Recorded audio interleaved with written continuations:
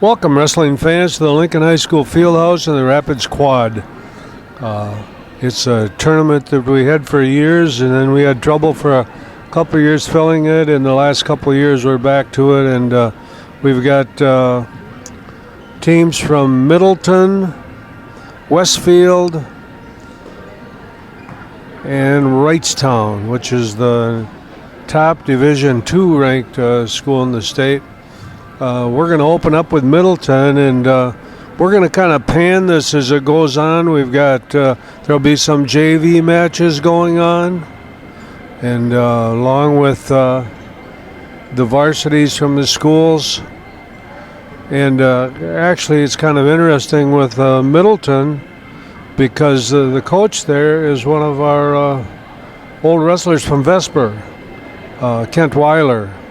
And he's been down there for a few years, and he's built a really nice program. And so just filling this was important to us. So this is kind of where we're at. Doing the work here today is Craig Timm on the camera. And I'm Lewie Benitz. I've coached here a few years. And alongside of me is Max Benitz, one of my grandsons, who goes to Oshkosh, and he's volunteered to come up here and help me. So what do you have to say, Max? It's great to be back, and great to see some good wrestling tonight. Looking forward to it. Yeah, it's going to be good, and it's going to be spread out here a little bit. We're going to open up with Middleton. And it looks like it's not going to be who they have on the program, and that's the hard part about this. These guys change lineup so much. I think this is going to be.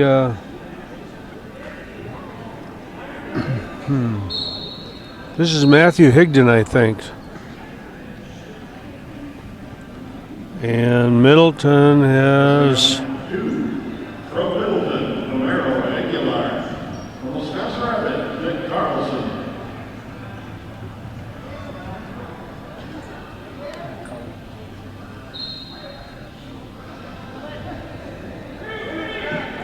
We've got a guy here, I don't even know who he is, and I've done quite a few matches this year, so his name is Nis Carlson.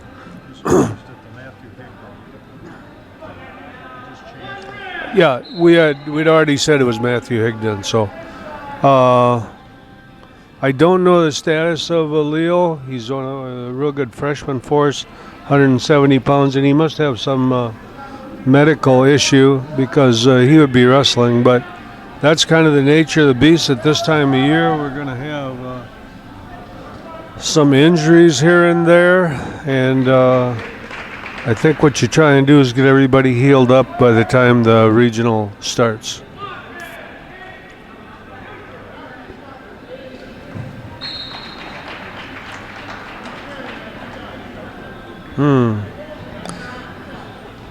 Matthew's a real rookie here. I think it might be his first year wrestling.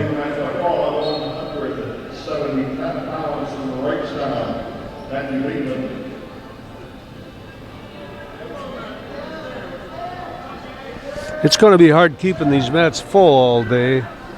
The organization of these things leaves a little to be desired.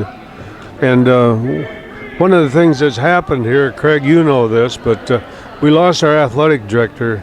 And, I guess back in November, and it's never been replaced.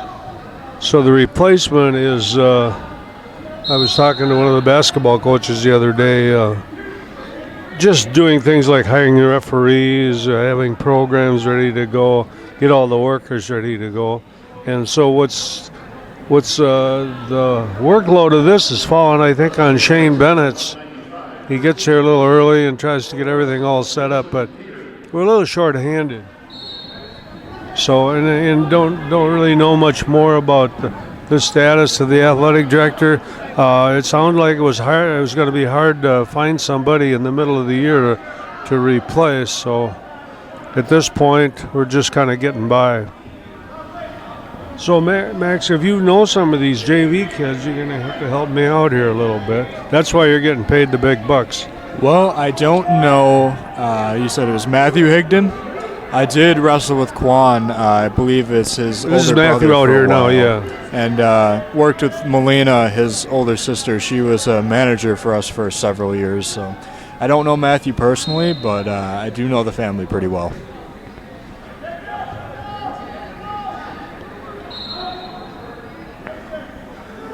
It's always tough coming up as a freshman, getting thrown into the lineup.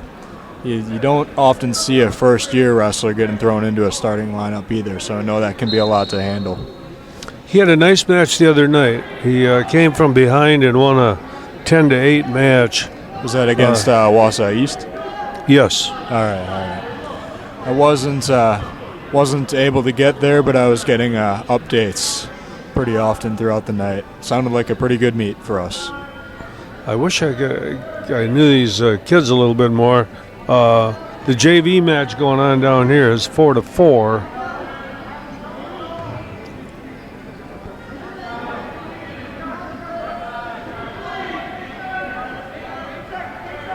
Anyway, we're at this point of the season where we've wrapped up the conference dual meet schedule, and we're actually undefeated in the conference, and unless things really go south, we should win the conference again. The conference tournament's in a week, and actually we host that too.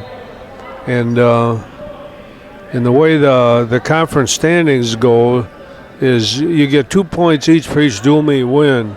So we'll go into the conference tournament leading because Stevens Point I see beat Wausau West the other night. But we would have to, if we finish first or second in the conference tournament, we'll be conference champions again. And going into that tournament, we came up big in a couple of dual meets, had some guys, show some real heart and pull off some wins that, on other nights we may not have gotten. That really helped us out there. That was great to see. The conference is kind of even this year. I thought we beat everybody, but there were matches where we had to have really, kind of a poor attempt at a headlock there.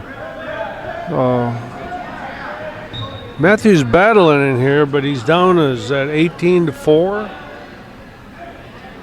And he's probably in danger of losing by a fall here.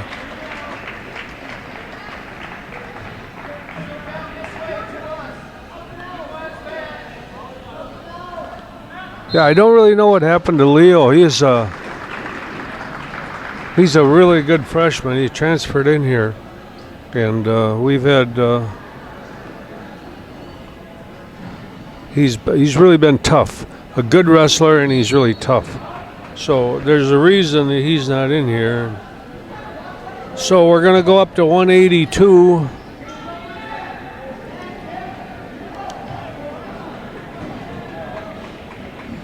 And we're going to have Peter Rucker wrestling. Is this Mason Engline? This is one of our old wrestler's sons, I think.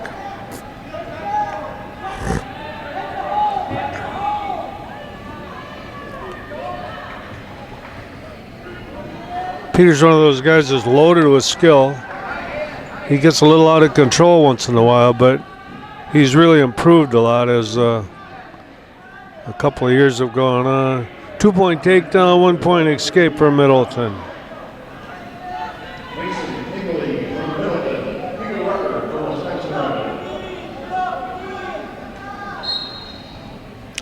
Mason England is a junior with a 7-10 record. And Peter Rucker is a sophomore. He's 30-7. You want one of these? You can see what's going on? Are you sure? Yeah, It's funny coming up. I didn't get to wrestle with any of these guys in the lineup anymore, but one guy I did get to wrestle with. His name is Alistair. He's now on our coaching staff, so I got to say hi to him before the meet, and yeah, now it's kind of fun watching the guys that you never really got to know, and you get to know them on the mat now. Peter was always a guy that was fun to watch. He's got a lot of talent, that's for sure.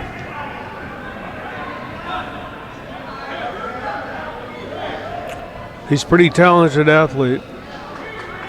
And we've had him in the club for years, and it's kind of interesting to watch him kind of grow and improve a little bit.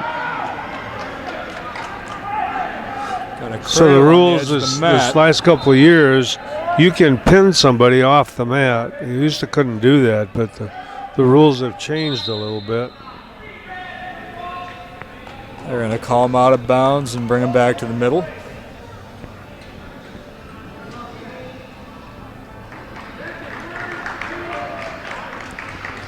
Correction, end of period.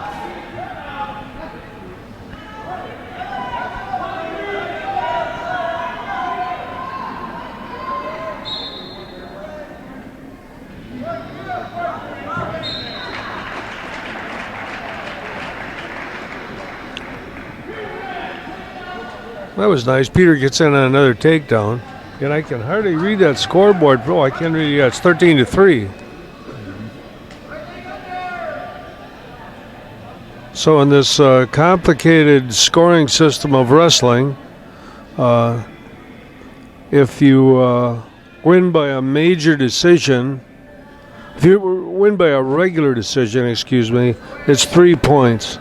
If you win by a major, means this is going to be a fall here pretty quick. Looks pretty good. And that's 6 team bonus points, which means that ties this duel up, because we got pinned in the first match, and now we come back with a pin here. So bonus points really kind of play a big part of this.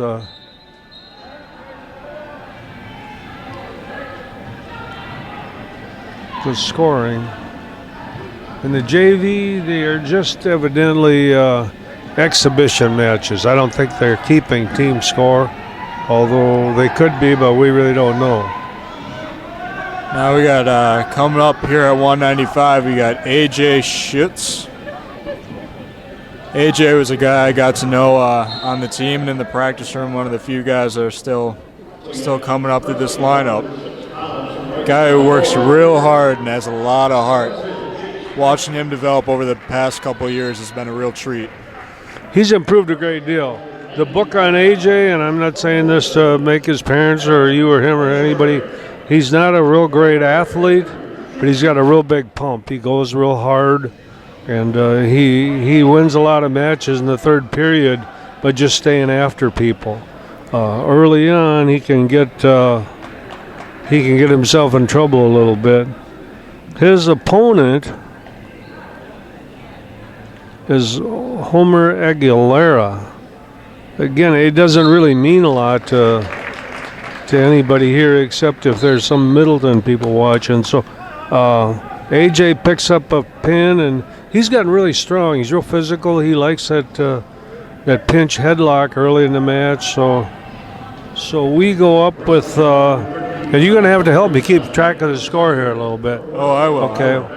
So we're up 12-6 with 2 pins, and then we're going to go to 220, and we're going to use Josh Hansen, who had a really nice match the other night, came from behind, and he's going to be wrestling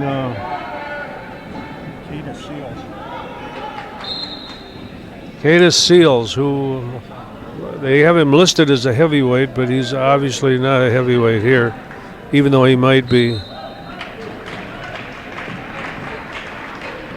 Jason is a sophomore who,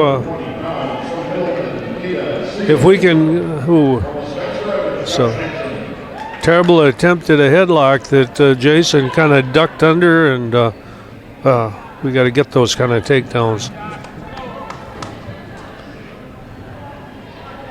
Uh-oh. For the headlock. He don't counter this real good. Come on, move your feet now. Move your feet. Get out here. Once in a while I talk like a coach, because it's a little easier up here than it is down there. You can say that again.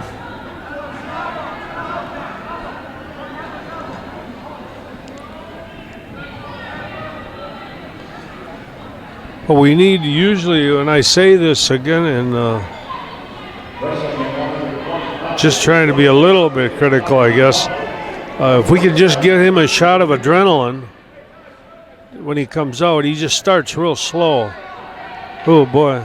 Two guys want to go upper body, and now it's who's going to move their feet to who's going to get inside. Oh. Hits him with the...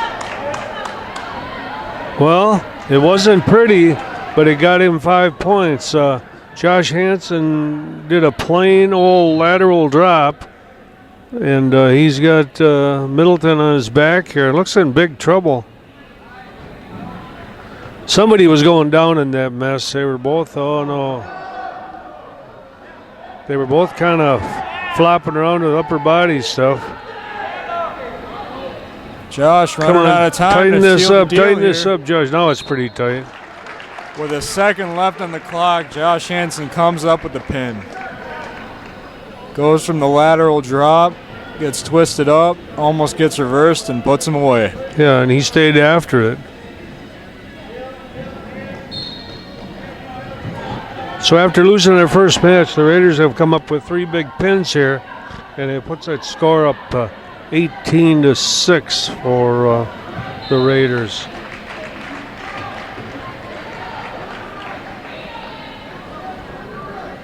Sam Scheidegger is a freshman who is 13 and 17. They have him listed as a sophomore, but he's not. He runs into trouble here right away. Wants to. He actually countered that. They were both kind of doing upper body, and that's the thing with young heavyweights. They want to get the big points, and usually it's pin or be pinned. And we've been on the short end of that too much. But you know what? He put that half on there pretty tight. Wow. That's kind of big. That'll make his dad happy. And 4 pins in a row for Rapids puts us on top big. Yeah, the story with the Scheidigers is the family moved here years ago because of wrestling. I got to know them pretty good when his dad was in the kids wrestling program, and matter of fact, he's up here sitting by us now. And he came along, and he was actually 3rd in the state for us. He was a pretty good wrestler, and now they've stayed here. Now we got the 2nd generation. So is this at 106?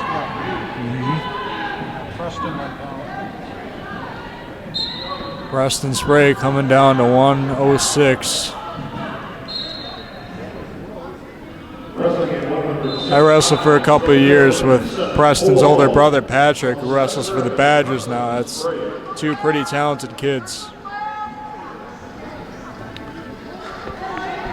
Preston's been up at 113 most of the time, but and actually who we use there is Lucas Bean, who's done a good job at 106. So I imagine what the coaches are doing is they're moving people around here a little bit, trying to be sure to get the right matchups. And evidently, this Middleton guy is decent.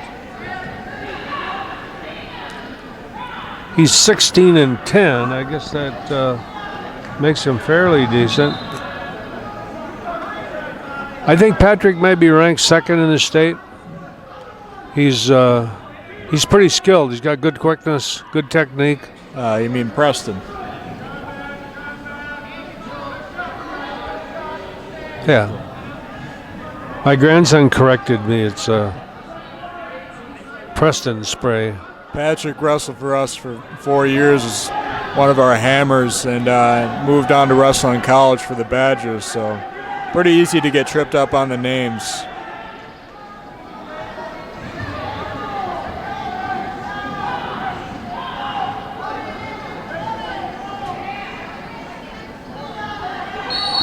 I actually go to school with Preston's older sister Paige at Oshkosh. Oh, yeah.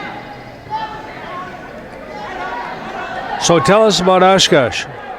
Well, it's a nice campus right on the Fox River there. Yeah, overall, pretty good school to go to. I recommend.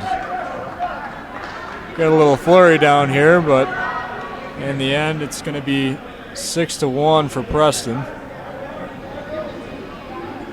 He is up 6-1. So your career choices have changed a little bit from wrestling, huh? Well, I'm not sure if wrestling was ever something I thought might become a career, but it really shaped who I am, and just recently started to get a little healthier and implementing some of the weight management and stuff like that has really been helpful. And so still cutting weight? Well, I wouldn't say cutting, not like these kids do, but just getting healthier, losing a little bit of weight. So you're in the drama field? Yeah, I'm currently doing 2 different shows, leading a production of Beast on the Moon, and I'll be moving on to do Mamma Mia and Fond du Lac. And we've gotten over to see you fairly often. It's a bit of an issue with all the wrestling we got going on, and then it's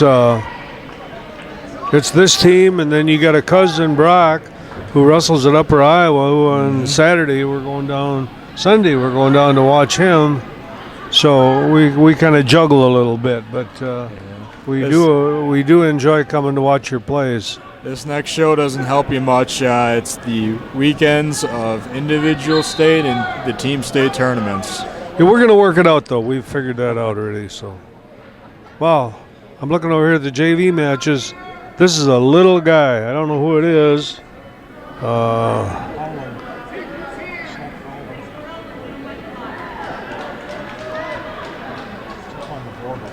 It looks like Ben Trickle. We're looking for Rapids, though.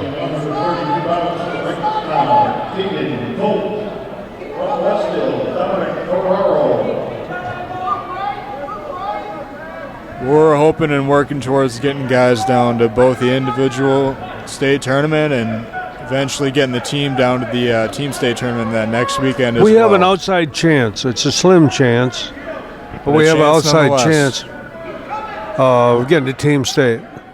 We've won a couple of those tournaments with slim chances of getting there, so I would never count us out, that's for sure. The area is kind of interesting. I'm not sure if we're real. The valley is kind of on a different day. Somebody else could have won the valley this year. We're kind of spread out there. But what happens we go to that regional tournament, and each one of those teams, be it Point or Wausau West or Everest or Marshfield, has a handful of good kids. And in a tournament, it's not like a duel. In a tournament, it's somebody with a real good kid can make everything change. So it goes by individual points. And I'm not sure. Preston got called for... Nope, they're going to end this match at 19-4 with a tech fall with... I would think Preston probably had a chance to pin the kid. He was trying to get the pin. I think you're right, yeah. Scott briefly pleading his case, but probably not something to get hooked on right now.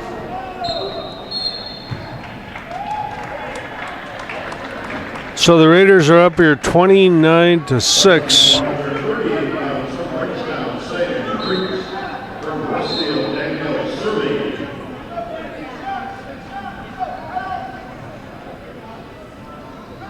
And we're looking at, I was thinking this is 113, but it's not who Neuer.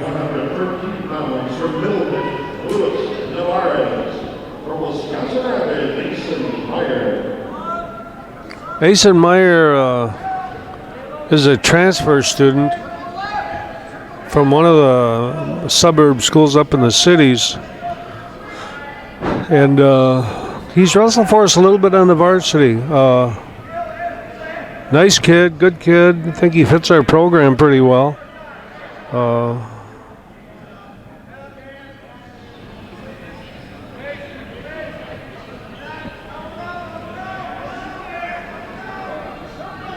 Don't know much about this JV match that's going on down here.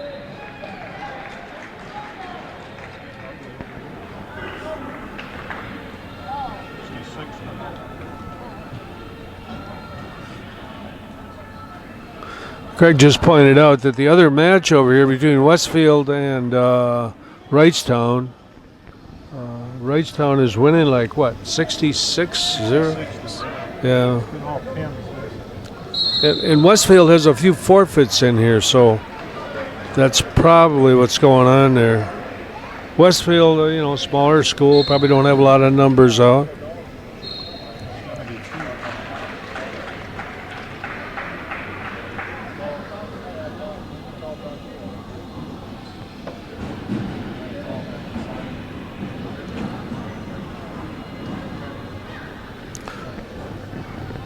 We were fortunate to get this quad. For years we ran this quad, and it was stay up there. It used to be a real high-powered program, and way back when I was coaching, what I tried to do is get us into the national rankings a little bit. And to do that, you got to go out of state, and we would have Glenbard, North Illinois, come up here. And we were ranked in the top 10 in the nation. And who else would we have? Ellsworth, Wisconsin would come on over. We had Stoughton up here a few times.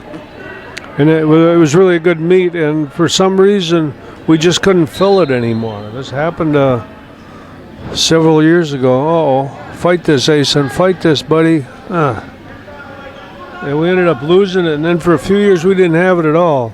And our home schedule wasn't very good. Matter of fact, when you were wrestling, our home schedule wasn't very good. Yeah, we would have 2 or 3 meets here a year, and we'd be traveling the rest of the season. I think the last time that we had that any sort of quad tournament while I was here was my freshman year, right before Christmas.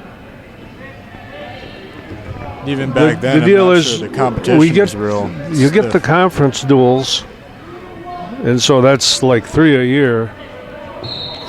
And other than that, you try and go home and away with some other team, but we were having trouble keeping it filled. So the last couple of years we were able to fill this, and it's good. It's good just having something at home. It's good for our teams. Good for our kids. Mom and Dad can come on in and watch it. It's quite a match down here in the JV match. We're winning 2-1. But again, I really don't know who is wrestling.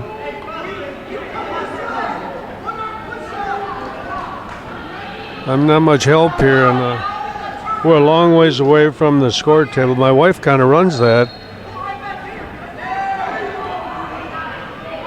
Oh, nice reversal here. Reversal here after being in danger. And he's got a pretty good combo on here with a arm bar and a wrist.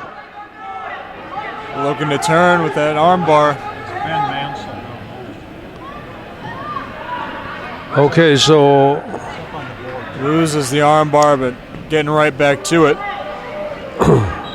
Craig keeps pointing out over at the board when it's on there, but I think he forgets that I had eye surgery this week, and I'm fuzzy, and I can't read that very good. But Ben Mansell is on the docket here. He's leading 2-1 at 120 pounds, and he's a 9th grader. So some of these younger kids I don't know so good.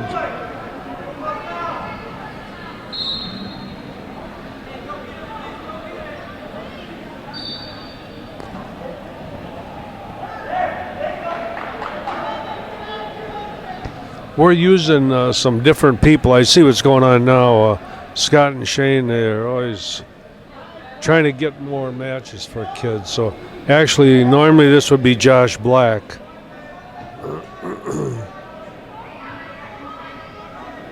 Myers gets snapped down, but trying to turn it into an offensive position. Doesn't quite get there, but a good move. He's wrestling pretty hard. I agree.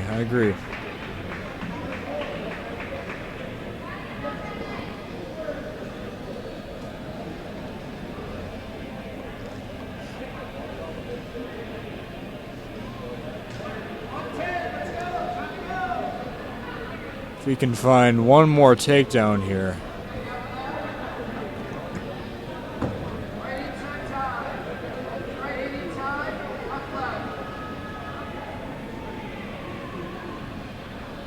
Actually, the middle school conference tournament's going on today up in Merrill.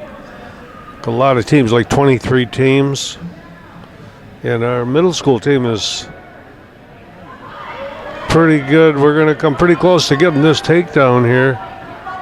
If time allows it. We're in here really deep. We got 35 seconds left. Come on, get your head up here, that a boy. Anyway, a bunch of our former wrestlers have kids on the team, and they're really good coaches. Your uncle Nathan Weidman coaches that team, and they've won it the last 2 years. He's got two sons wrestling on that team. Only, I believe, one competing. His name's Ben. My cousin Will recently broke his wrist, so he's not able to compete. But Ben's a pretty tough kid. He was wrestling in a tournament out in, I believe, Maryland last week. Right. So anyway, they're up there, and like I said, they won it the last 2 years. Myers catching him on his back. Time, they said it expired. He hit him with a really nice switch and took him right to his back. And the score ends up 4-0, but that was going to be a pin, but time ran out on us.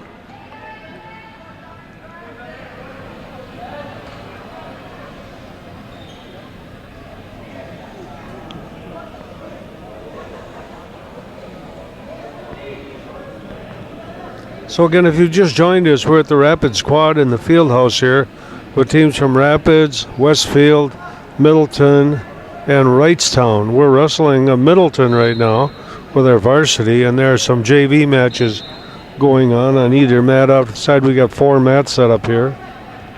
And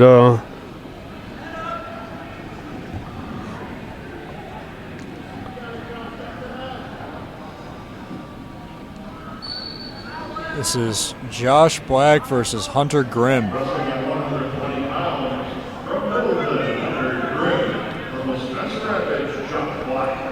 okay, so you heard that probably over the PA system, but Josh Black has really improved a lot. He's one of those kids that he's funky. He gets in a lot of these situations. And keep that leg, Josh. Come on, buddy. Bring it up, bring it up, bring it up, bring it up. He gets into a lot of weird situations. And actually, he's in pretty good shape here.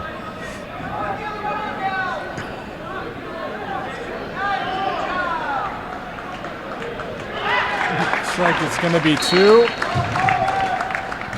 So you see what I mean by being in funky situations. Wrestles a little bit like your cousin. The JV matches, we're winning a few, and again, I'd like to help you out and tell you who it all is, but we're a long ways away, and it must be they're keeping a team score over there. It looks like, huh? Right now, it looks to be 21-15. In what I would believe is Wisconsin Rapids' favor.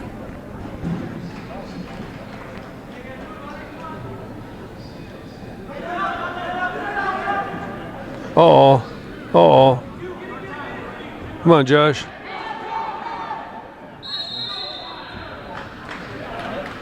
So a reversal at the end of the period saves a few more points from getting Well, the clock scored on saved us.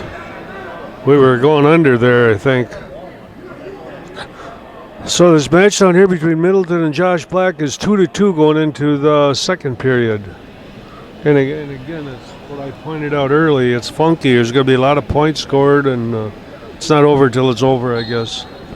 And with the break in the varsity match, looks to be now 21-21 over on the JV mat at 132.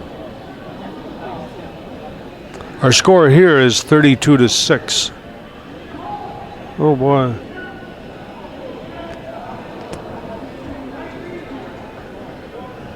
looks like we're about ready to start the second period over on mat 2.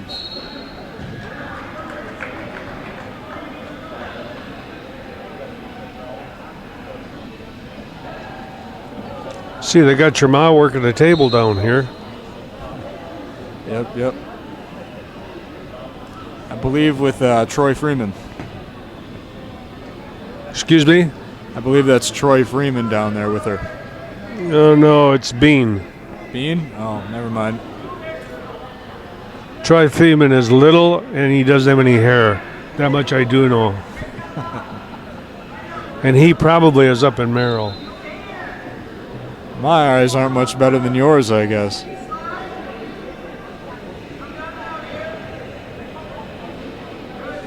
Well, I can tell the bald guys because both my sons are in effect. Let's hope I don't get those genes. Yeah, really. I'll never forget when when Zach was down at Upper Iowa, they had his profile on there, and he used to have the big hair. I mean, really big hair. And somebody said on there, "Holy hair, Zach. What do you got going on up there?" And he said, "Have you seen my dad and my uncle? Let it go, let it grow," he says. So his team picture always was just like Brock's is now, pretty bushy. I was going to say, I think Brock subscribed to that idea too.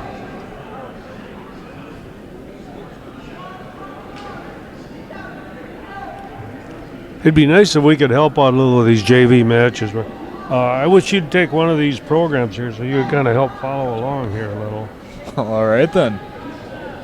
These two I need. Let's see. How about this one?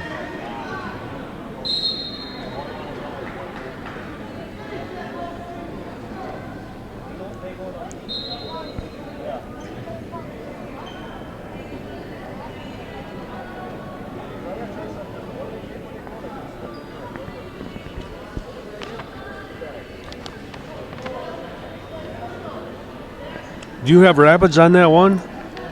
You do. I You're do. all set then. So from what it says on this program, it looks to be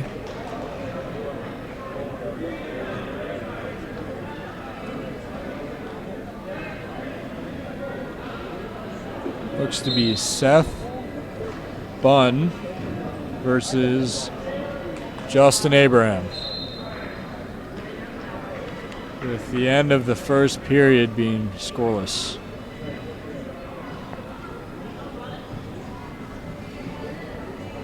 This match is going really slow. Well, we've had a few breaks in the action for what I believe would be blood time.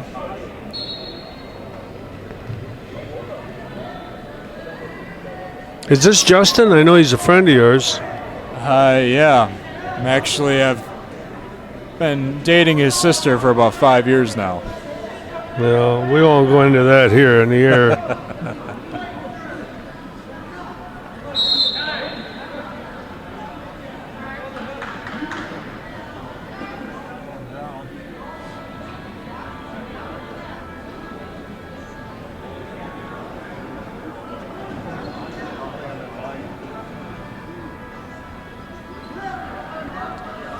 So going into the third period here, it's 2-2.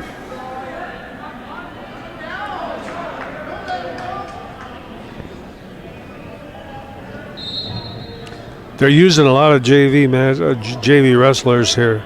Again, trying to get guys matches and. He's got himself hung up in a cradle here. No, I broke that.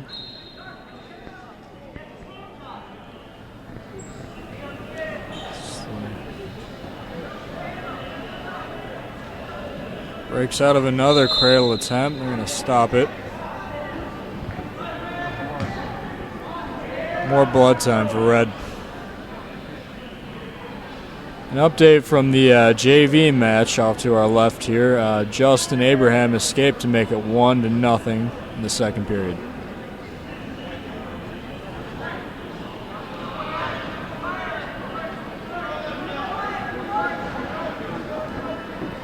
So is Justin down on the JV match, you're saying? Yes. It's not here.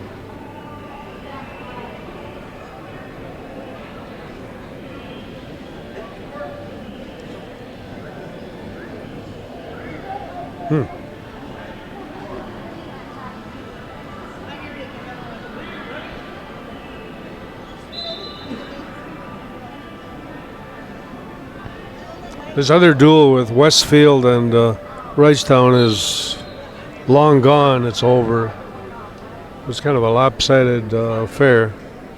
Looks like it ended up being 84-0. That's not real competitive. Nope. That a boy. Come on, come on. Stay above, stay above. It's going to be a reversal for Rapids to make it 4-2. With just over a minute left in the third period.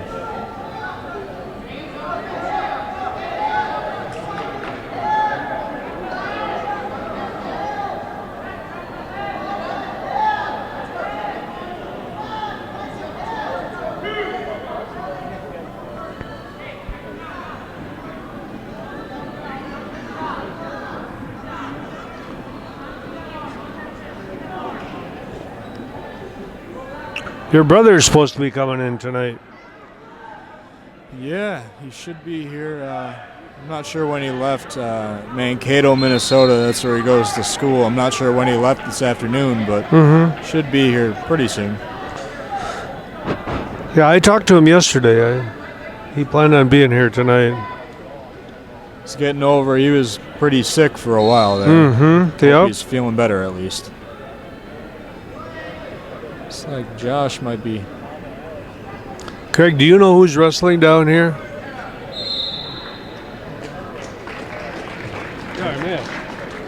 Yeah, it's Justin Abraham versus Seth Bum.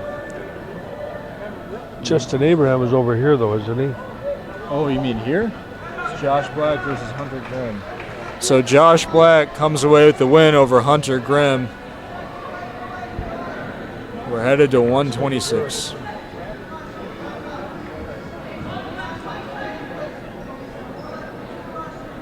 Okay, so now I'm back on track here, Lou. I've pretty much figured out what's going on. This is Lucas Erickson, 126 pounds, who is wrestling, I think, Walker Hargrove. Looks to be Maddie Peppenthien. Lucas is wrestling pretty good, although the other night he didn't have a very good outing. He was our only loss, actually. Come on, stay big up here. Atta boy. Luke is 14-15, so these next couple of matches he has is going to be pretty critical for getting him a seed in the regional tournament. You have to have a winning record. The 14-15 leaves you a little bit short of 500.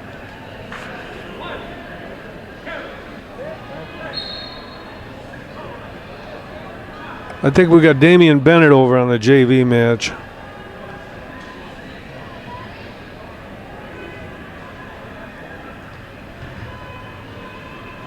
Wow, nice half.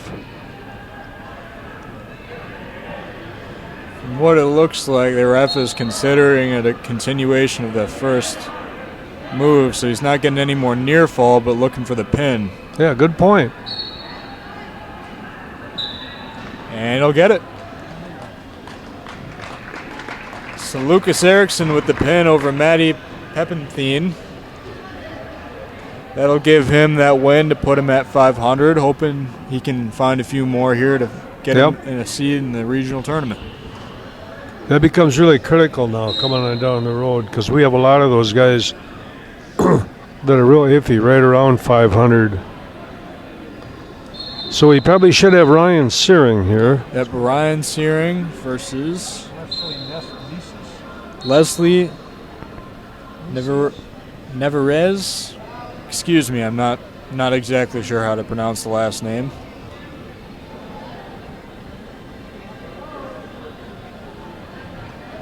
What happens if you're wondering about all the names?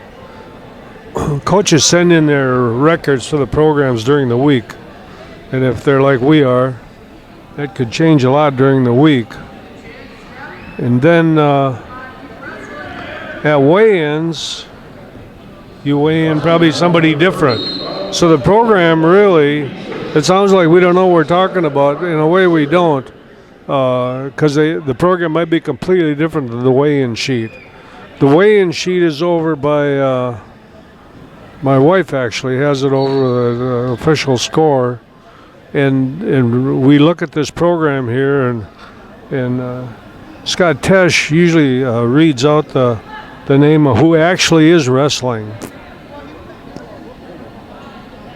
So even though we know our kids when we see them, that was nice. Nice little shuck by, and he got into a single. Look at He's that. going to take him straight to his back, looking for the pin. He's got the half in already. That was nice. He hunted that pretty hard.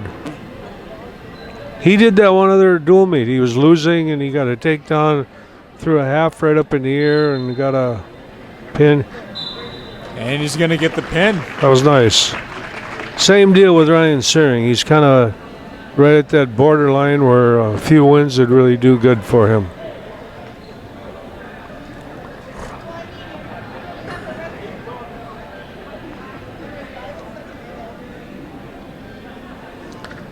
And it looks like Damian Bennett's doing okay in the JV match. I think he's up 2-0, 3-0 maybe now.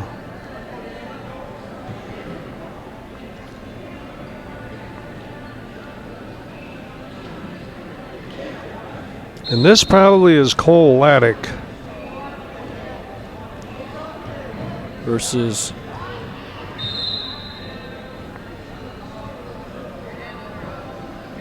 I'm gonna wait for Scott Tesch to pronounce them. It's gonna be a takedown for Laddick. That was a headlock that slipped, but he kind of stayed with it and ended up getting it. Wow, he's hunting that half pretty hard. One thing these kids have done this year, even though we've improved a great deal, is we've learned how to throw a half Nelson. And they throw that pretty hard. They've had a lot of success with it. Wrist on one side, half on the other, and they go right over the top. And even though this sport changes a lot, probably the oldest fundamental move in wrestling is a half Nelson. And they've taught that pretty well this year. Found it pretty reliable in my years. Yeah, that's yeah. for sure. Although you used the bar quite a bit too, didn't you? A little bit, yeah. I threw some junk in there every once in a while too. You sure did. Looking back on some of the old clips, you go, no, don't do that. Yeah. Hindsight and foresight. But you did win a few more than 100 matches here. Yeah. It's not bad for a drama guy. Not bad at all. Oh, don't bring him on yourself, though. No, easy. Get that knee in the side. Oh, boy. Cole Laddick securing the cradle, pin there. But it wasn't pretty there for a while. I thought we were in trouble. No, guy was fighting it pretty hard, flying around there. Yeah. Probably exactly what you're supposed to do at that point. Cole has improved quite a bit, and that's what we're looking at. And just now, he was 13-12, so now he's 14-12. So that was pretty big win for him. So one of our seniors, Zach Hamill, is coming out here, and rather than our telling you who the other guy is, we'll wait until Scott Tesch tells us. But we know this is Zach Hamill at 145 pounds. Zach Hamill is 22-10. From the lineup that Middleton gave us, it looks to be Wyatt Growls that he's going against. Nope. Right on the money. Hernan Carranza.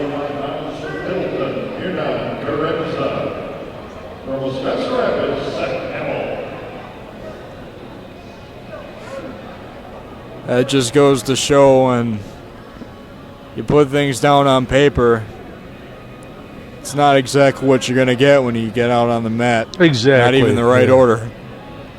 And usually it's just because of communication. Sometimes it's the way they want it too. You weigh a guy in light, changes everything.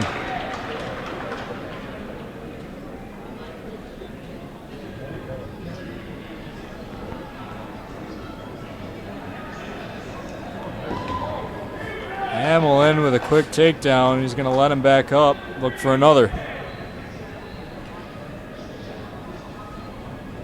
That was a good shot. There it is. Looking to be taking him. Didn't quite take him to his back. He's going to. Well.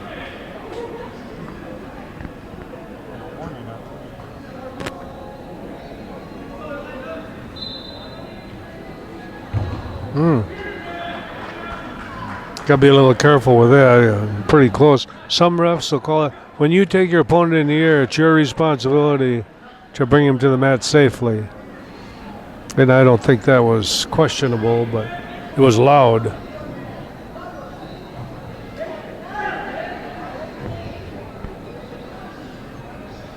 Looks like he's Oh, that's a good half there, it's- yeah. Bury it now. Get that thing elbow deep. Whoa. Oh, it was the end of the period. 11-2 at the end of the first period here. Can't quite hear those buzzers all the way up here.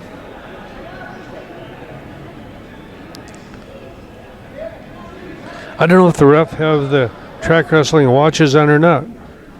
I don't believe they do. Doesn't look like it anyway. Zach's going to let him up and take him down. Wow. That's pretty deep. Stay big up here, Zach Hamill. He's going to squeeze him. Looks like he's probably got it pretty quick here.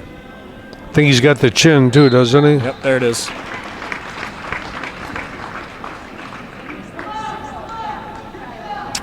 So a pin for Zach Hamill in the second period and 6 more Raider team points.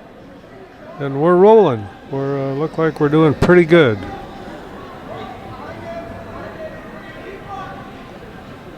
And now, again, we do know some of these guys. This is another senior, Weider Lubeck, who is one of our hammers.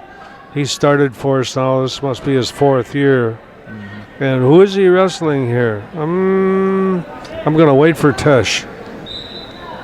I'd try and tell you off of paper, but last time I tried to do that, we got the wrong guy again.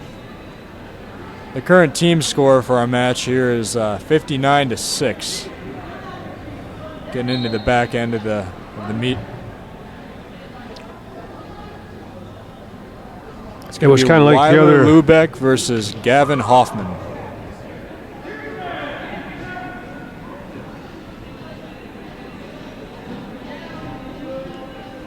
On our lineup sheets here, they have Gavin listed at 160.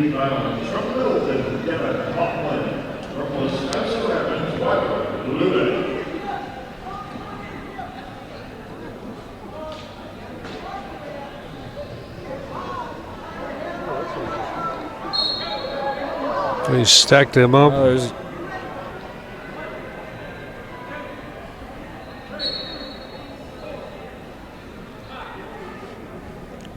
I know people like to see big blowouts and shutouts for their kids. It doesn't make for exciting. The other night, what the heck was that score?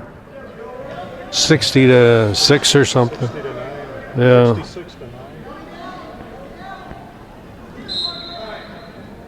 If you're looking for an update from our JV match off to the left here, it looks to be 30-27 in favor of Rapids at 152 pounds. And who do we have over there? Is that Marcos Simus?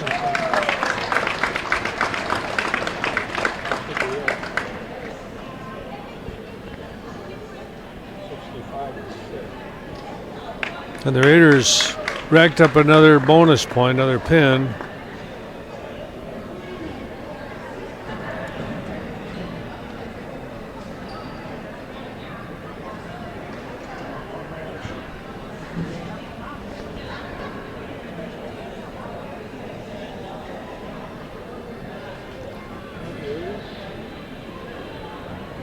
You know what? I think this is Leo. Roskowitz, I think. It is. I was wondering where he was at, and because I used Matthew Higdon, but he's had some wrist issues. He's got some nerve damage in a wrist, and the doctors have held him out a little bit, but he don't wrestle like a ninth grader.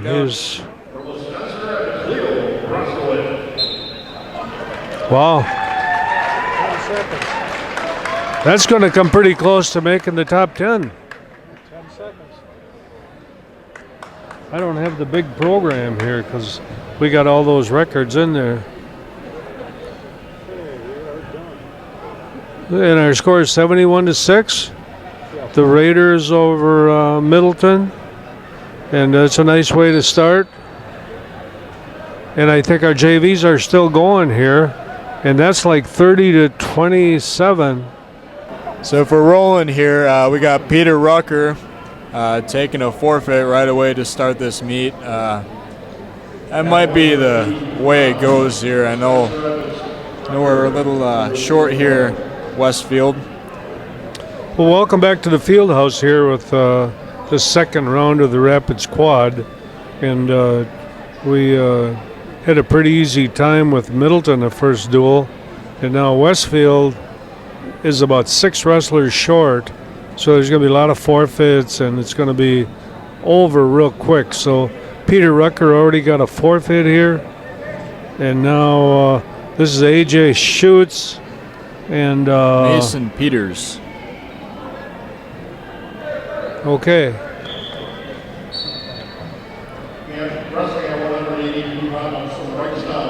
So on the mic right now we got Lewie Benitz, Max Benitz, and not so on the mic here I got my brother Cale sitting next to me. He says if he's got something real important to say, he'll lean in. AJ wants to live and die with that pinch headlock, and when it works, it's usually a pin, but that one there, he got taken down in the process, and he'll still be looking for it. There, he's still in here. Yep, he's going to go for that headlock. Not going to work This Kitty's wrestling isn't too bad. Fought that off pretty good. So it's time to go to your toolbox and find something different. A different tool.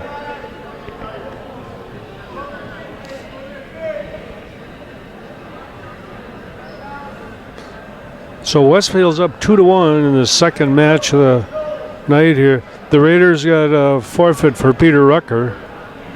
So the score is 6-0.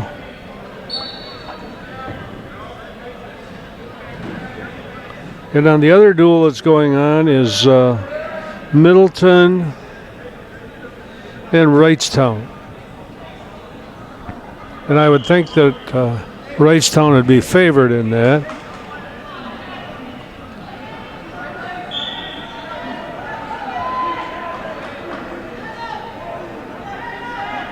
And my other grandson stopped up here, Cale. He's over at Mankato, and he came up here, brought a pizza, but he didn't share it all with any of us. So, you want to say hi, Cale? Only fish eating quick. AJ looking for the takedown here.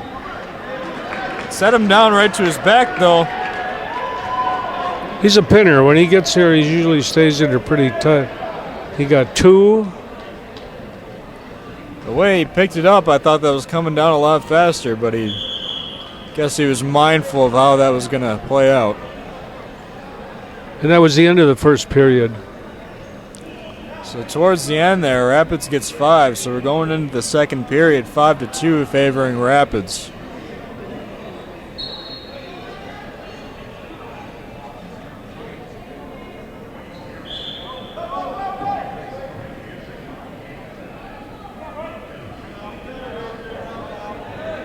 AJ looking for the bar. Gonna lock it up and take him right to his back. Ooh, this is tight. Didn't give him a whole lot of choice, locked up both his arms there. He's a pinner. When he gets people down here, he usually is able to secure it. So 2 matches, 2 pins, so we're up 12-0.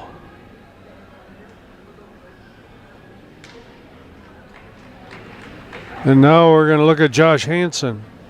And he had a good match his last round here.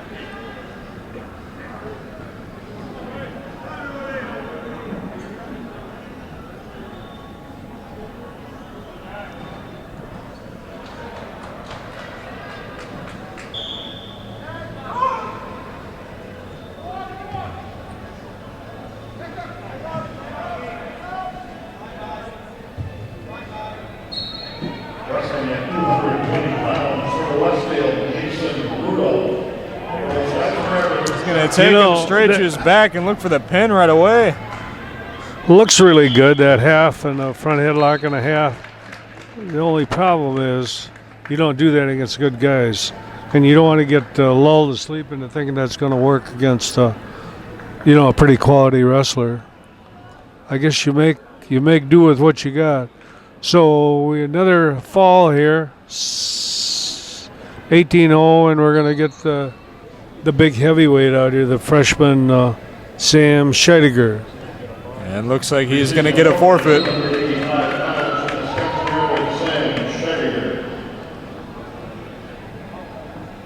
We'll take it. That's another win on the record for us. So looks like it's going to be Lucas Bean. Lucas Bean versus they have Chase Kites on their lineup sheet here for Westfield. This little kid's gotten a lot better. He's been in our club for years, and he just has gotten a lot better. Nice. He's going to counter a takedown attempt and turn it into his own, make it a quick 2-0. Taking him to his back, locking it up, looks pretty good.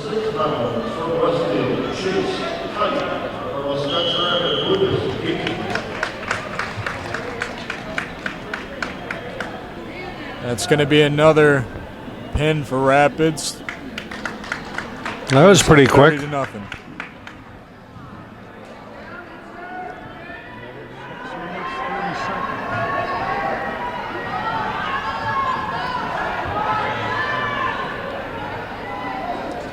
So they moved Preston Spray up then to 13.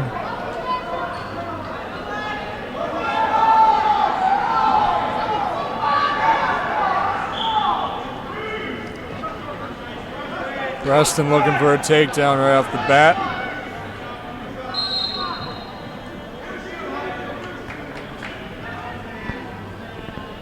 I think when we're done with this round, I'm going to go check out some of that pizza that Kale's waving around in front of us.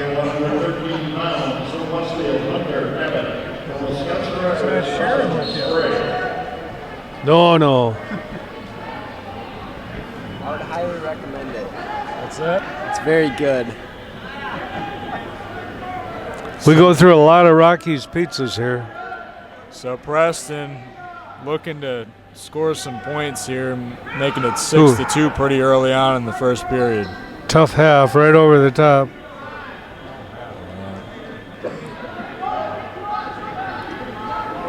That's looking like it's going to be the end of this match.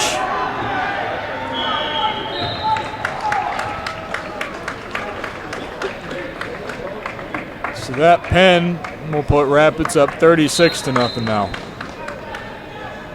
And Wrightstown is putting the kibosh on Middleton. I think it's 12-0 already. Wrightstown's a good program. We've battled them over the years. Now we're going to have Josh Black versus Tommy Hough.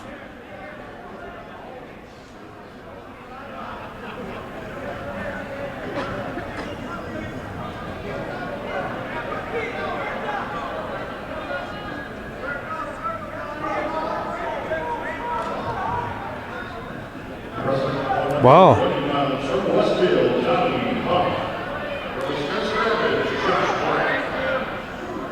Oh, not a good time to roll.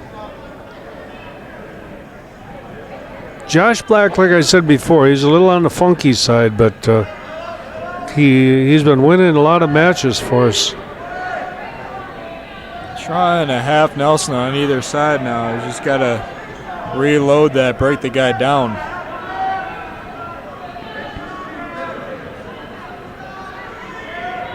He's got to hop sides now, Josh.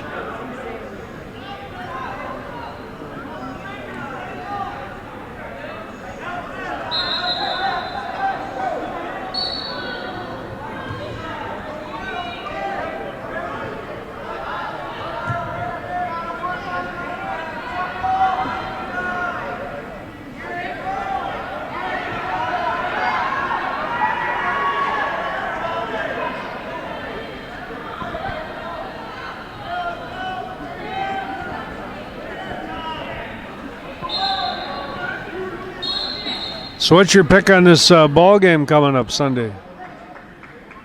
Well, I got to root for the Chiefs.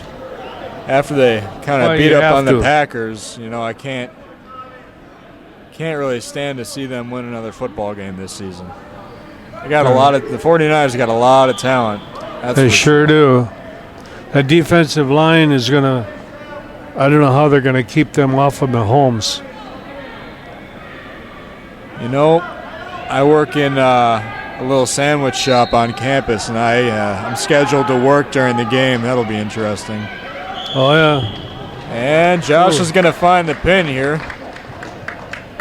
Add 6 more points to the Rapids score.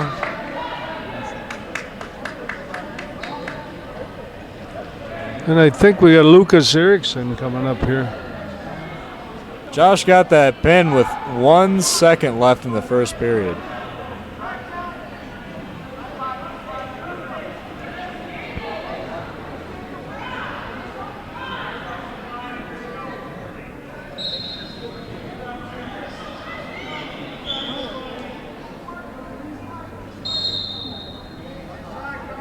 Yeah, I don't know neither. It's what the Chiefs have is Mahomes. He's as good as any quarterback in the league. But that's kind of, you know, San Francisco has a lot of guys, and defense wins games. So I don't know. It'll be interesting. Sure getting a lot of hype. So to start this match, we have Lucas Erickson versus Carson Lyon, either one. And up 2-0 and looking for the pin.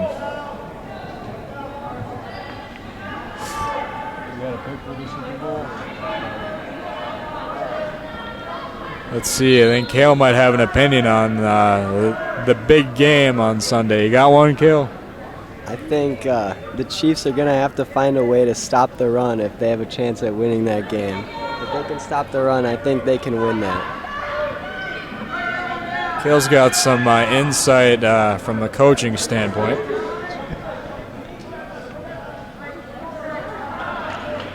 Gotta say, I kind of have to agree, seeing as I believe Jimmy Garoppolo threw, 7 passes in the game versus the Packers? It still ran all over us. That defensive front four of the Niners is pretty impressive. 4 first-round picks. They kind of chewed up our offensive line, I know that. Packers are going to have to make a few changes for next year. They got a lot of free agents. So to end the first period, it's going to be 5-0 Erickson. Had him on his back for a long time there, but couldn't quite seal the deal.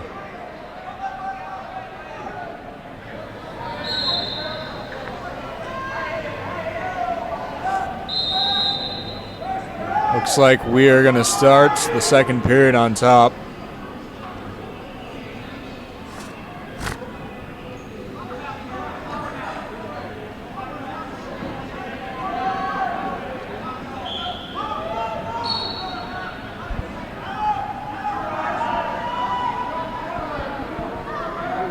Oh boy, that's over. pretty funky turn there, but Erickson comes away with the pin. Well, it looked like he had him down there a long time, and the ref kind of was just watching. Probably giving it a pretty good look there. Well, when people see the referee with his hand up in the air, the pin has already been called. It doesn't happen when he hits the mat. The pin has been called, and then he just wants to be sure it's 2 seconds.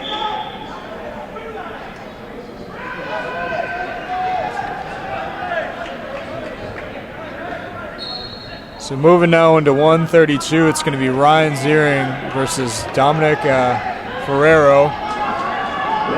Ryan off to a quick 4-1 lead, looking for the pin already. You're doing really good on these names, Max. Finally able to read them up there on the board now.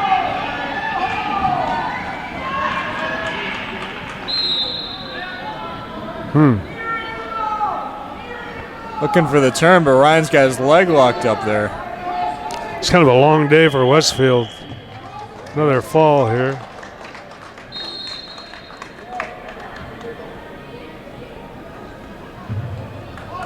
Six more points makes it 54-0.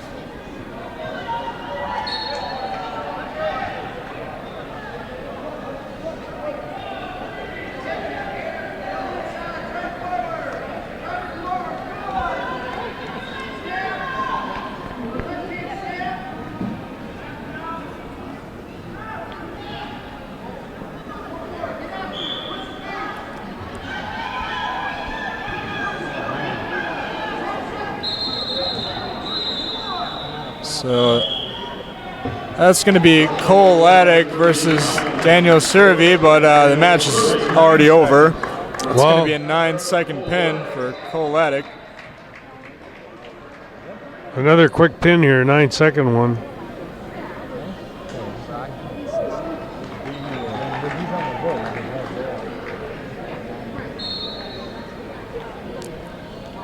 So Damian Bennett, they've kind of moved back and forth. He was over on the JV roster the last duel. Now he's going to get a forfeit here. Guess we'll take it. At 145 pounds, stands for Abbott, Damian Bennett will receive a forfeit.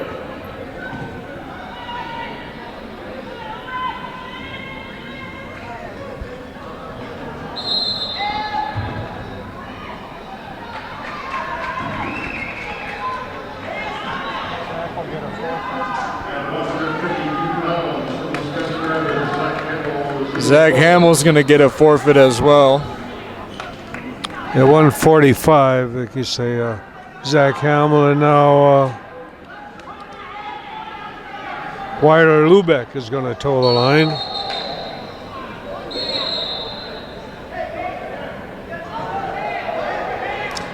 You got to have a little feeling for these Westfield kids to come out here, and they read about these kids all the time in the paper. And you know, it's not much fun to go against somebody that's supposedly real good in front of your mother or your girlfriend. We got Weiler Lubeck versus Darren Bilsey. Yeah, you know, when you're on the other side of that, you're on the team that's sort of putting a beating on the other team. To have your teammates find success, it's fun to see, but as a fan and being on the other end of it, it's probably not as fun. Nope.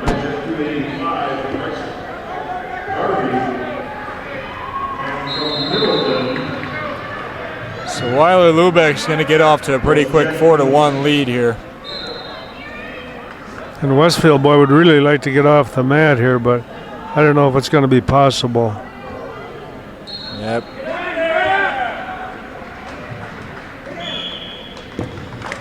Weiler Lubeck's going to find the pin here.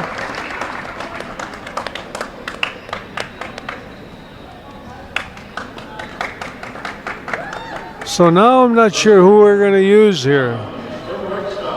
We've used Leo and we've used Matt Higdon.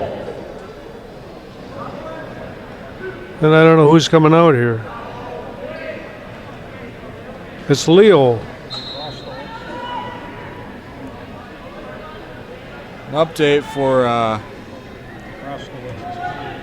our match over to our right here. It's 22-0.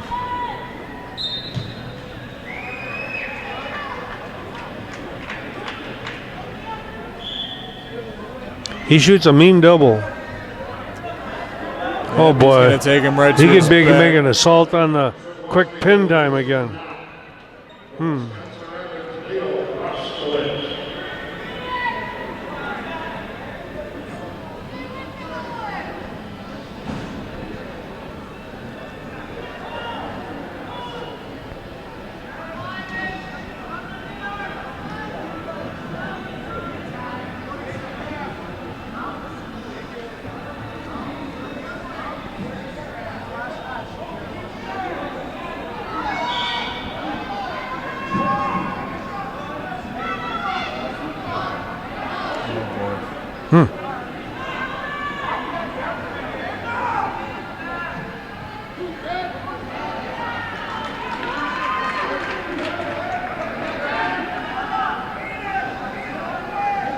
Boy.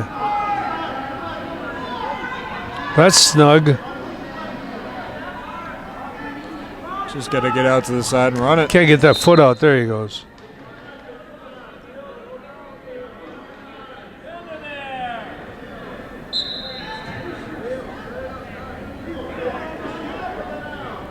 So the guy gets away here.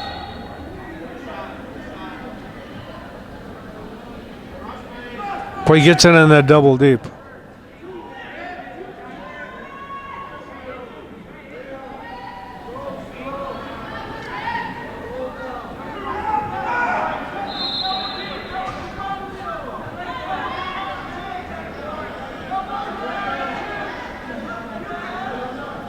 Penn State and Iowa wrestle tonight.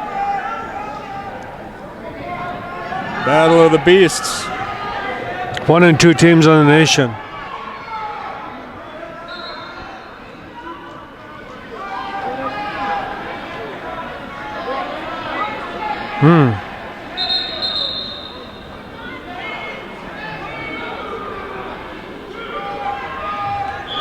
Boy, he stays in good position.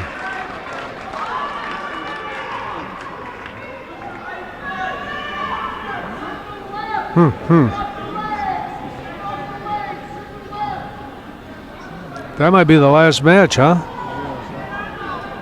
So that's going to be the end of this one, with Rapids coming away with an 84-0 win. You know, Westfield came out pretty short-handed, and you know, they put up a fight. That's a hard thing to do. Yeah. No mercy though.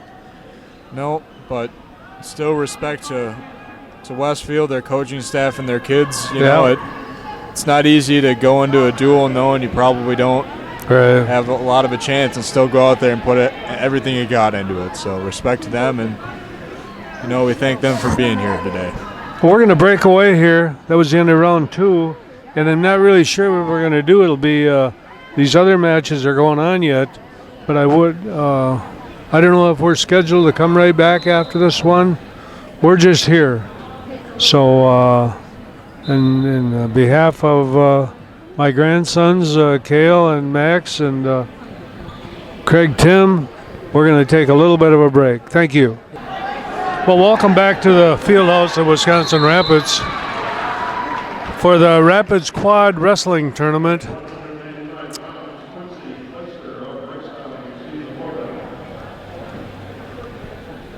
Not sure if you heard that or not. Scott Tesch let us know that to start the duel between Rapids and Wrightstown, Wrightstown took a forfeit at 195.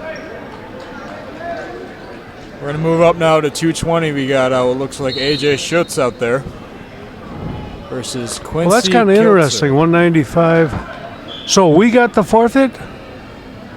No, they got the forfeit. Yeah, but who forfeited? We forfeited to them. I understand that, but who? I think we bumped up. We did a little bit of strategy work there. Of the rapid shuffle? The rapid shuffle, that's right. Anyway, we got AJ Schutz up here, and this is at 220. So evidently what, here's AJ with that, trying to get that pinch headlock. And this is going to be a good dual meet. Both teams have pretty much dominated the early rounds. And we're kind of looking at Wrightstown being up 6-0. So what happened is they must have a pretty good 220 pounder, and they moved AJ up on him. And then my guess is, I really don't have a guess, whether we use Josh Hansen up at the heavyweight or Sam Scheidegger.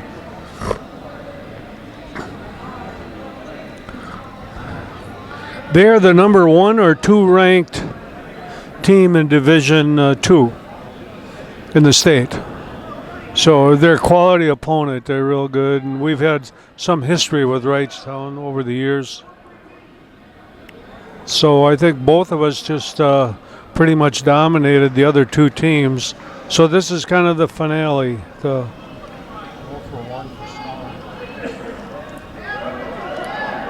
Uh-oh. It ain't going to work on this guy, AJ. He's looking to throw. Not sure if... I think he's going to wave that takedown call off. It never was a takedown. Looked like he initially gave it, but then... Oh, no, it'll stick. I'll be darned. Well, he's got to do something besides... He lives and dies with that pinch headlock. And usually it works, but... This kid's pretty good. AJ kind of stopped that roll. He got that half Nelson in there. And the one thing about AJ is what I said before is he's not a great athlete, but he's got a great pump. And he goes hard the whole time. He got reversed right here. It's already in the...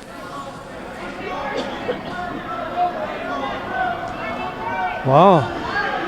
He's got a pretty good opponent here. Got the legs thrown in.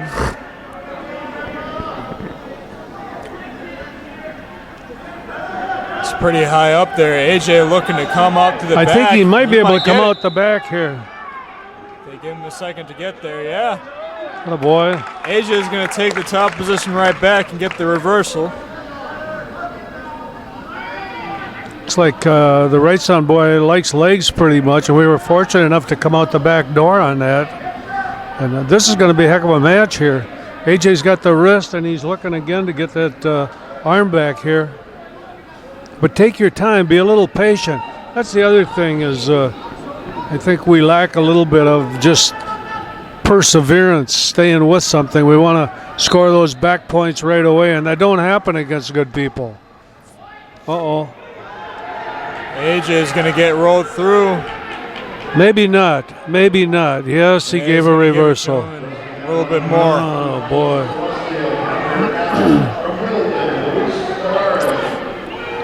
Wrightstown boy just reached back and took his head and pulled him under. Wow. Come on, come on, come on, come on. Roll it through then.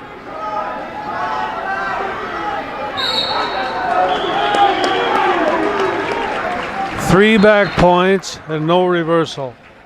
Didn't get the reversal. And we had 8 seconds left here, so might not have been the this right is pretty call. critical. If we could get 1 point back. Come on, though. Come on, AJ. You got to break it loose. Get those hips loose. Huh. No goal. So we're down 9-2 going into the third period.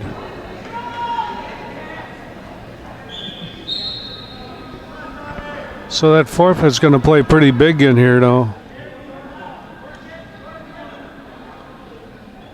Not sure they're thinking of the coaches, but they must have thought they had a better matchup here this way. This kid is pretty good.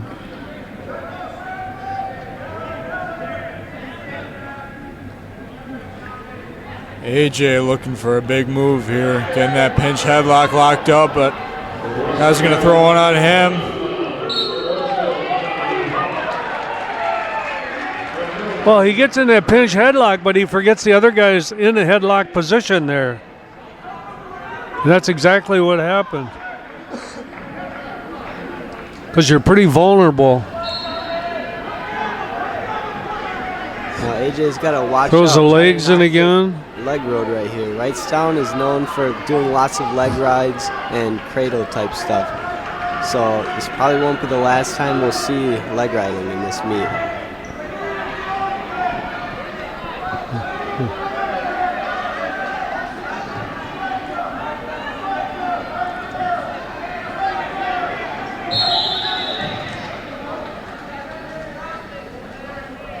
Come on, get those knees pulled up under you here, bud.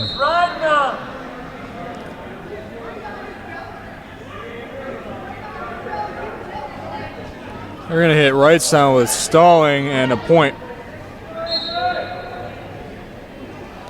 AJ's got to get some base, though. You can't just go back to your stomach. I mean, it's hard to watch sometimes when we get handled. We're AJ's making. got to find a point here to avoid letting them get the major.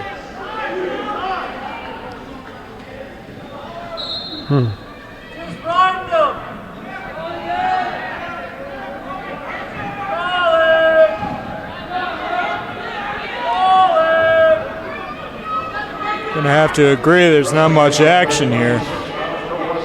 Except we're not doing much to get rid of the stalling here.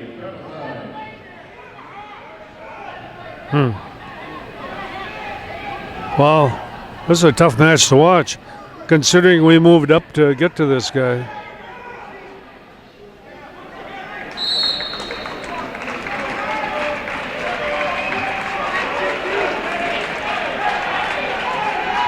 Was this Kilster?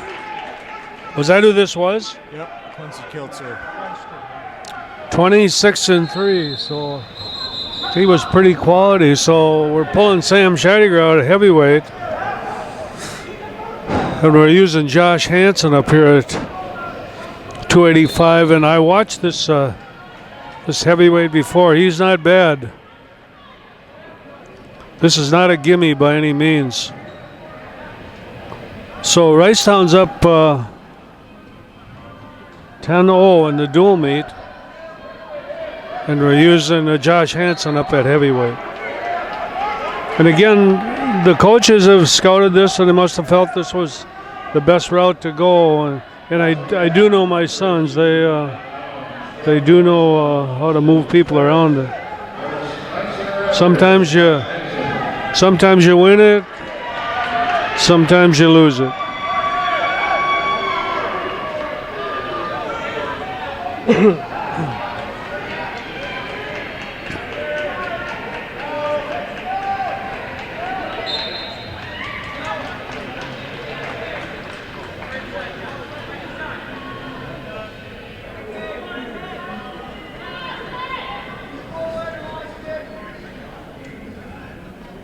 In the cafeteria, pizza slices are now $2. Breadsticks $5. Pizza slices $2. Breadsticks. Gonna hit both guys with stalling here. It's the worst call in wrestling. I don't know why you would ever make that call, because now the pressure's all on the referee. Because no matter what there's going on, it's a point for somebody. Especially at the heavyweight position, when this really is how heavyweights wrestle. Is you look for you're one right. quick mistake, and that's the action in the match. It's not like the lighter guys where they're flying around. There's tons of action. This is really about but the two big pressure's guys all going now in. on the referee is what my point is, because the next one's a point. Could be the decider in the match when hitting both guys with stalling at the same time probably wasn't necessary. Nope, it's not a good call at all. It's my worst call.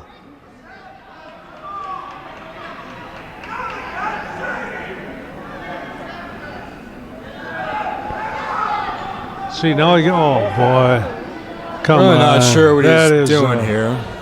That's bogus. Whether it was a good call or a bad call, it was a non-necessary call. Yeah. That's weak officiating. whether he's listening to this or not. Come on, Josh, get a breakdown. Oh, boy. Pretty sure the last time we made a claim like that, we got a disclaimer.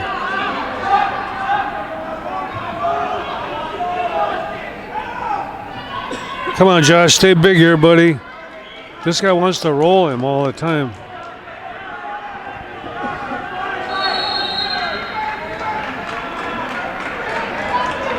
Now that's just a bad call. What is the point? I don't understand what this referee is seeing, but from because the guy slapped the mat. You know that's 20 seconds into the period. They called that 20 seconds into the period of the heavyweight match. That's ridiculous. That's Josh has got to watch out for the Pearson roll here. It looks like so the ref is going to determine this match.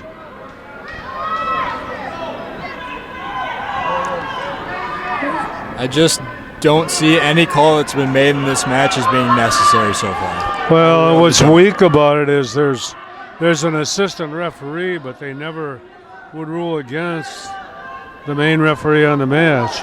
Gotta say, that assistant referee was our main referee for the last match, and I don't think I agree with some of his calls in that one either. Come on, Josh. Let's not lose this, though. Come on. Keep that front headlock. That a boy.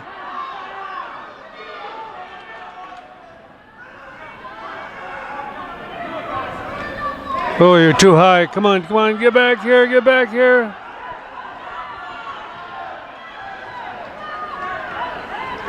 "30 seconds. Come on, get back here, Josh. You got to control the rest of this period. No. Just stay in control here, buddy. Come on, knock him over, Josh. Josh can hang on here. I think he's in pretty good shape for this. Your hips on him. We're going to give up one here. With his ref, he's pretty hard to know what the heck he's going to do. We made it through that period.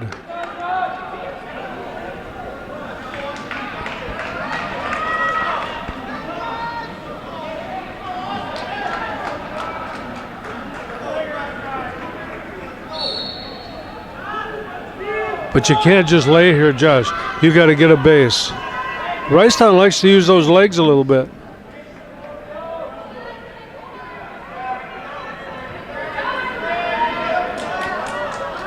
Come on, Josh. You got to get a base here, buddy.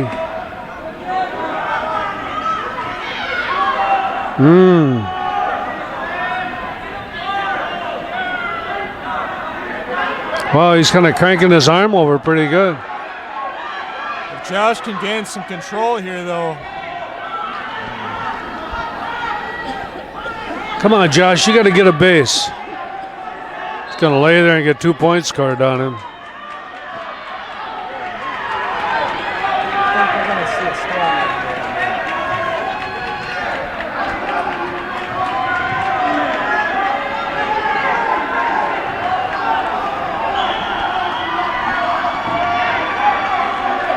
So far, Josh escapes danger from the moment. If we can create some action here, we might come back into this match.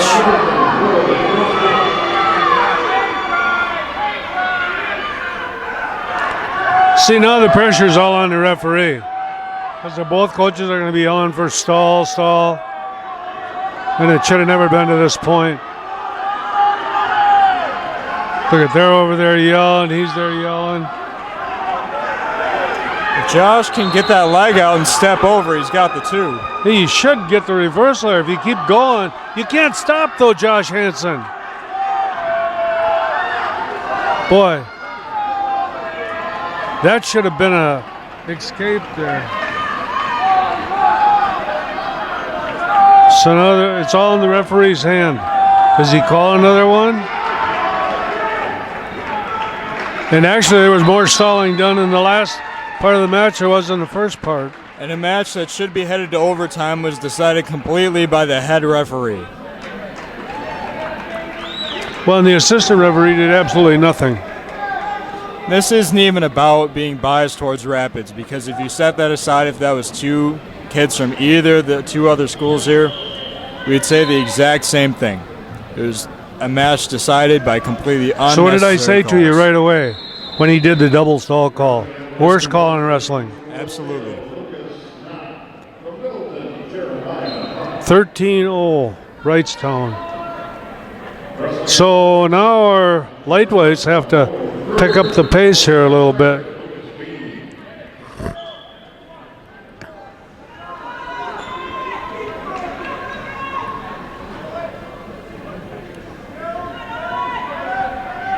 Wow, this would be a big upset too. This guy's 22-10.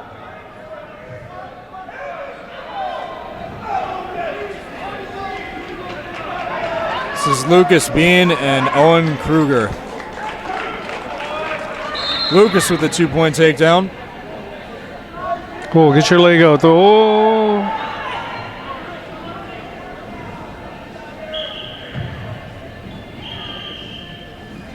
That last match leaves a bitter taste in everybody's mouth.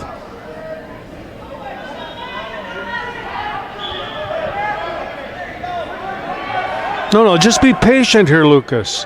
That's what I'm saying. We trying to get those quick points always, and they're usually not there against a good guy. Just ride them, control them, stay in the match, stay in the match.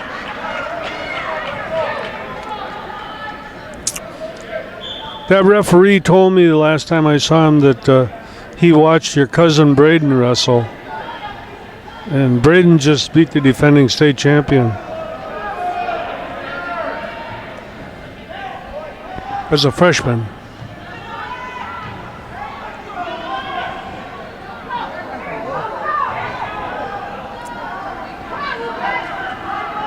$15 seconds. That a boy, that a boy.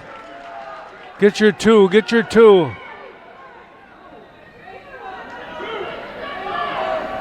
And we're going to get the 2 here to make it 4-1. Oh, wow. He's got At the to. end of the period. That's what I said, though. You got to just win the match. You're not going to get pinpoints on good wrestlers. And right at the end of that period, he was getting pretty high again. So just stay back, control him, Luke. Stay back, control him.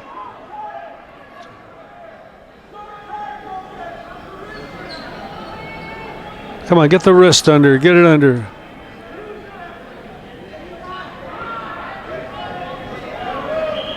See, he wants to throw that half when he's way out of position there.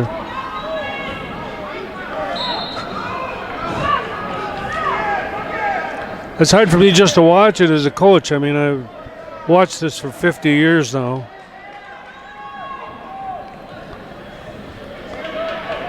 Control the match, control the match.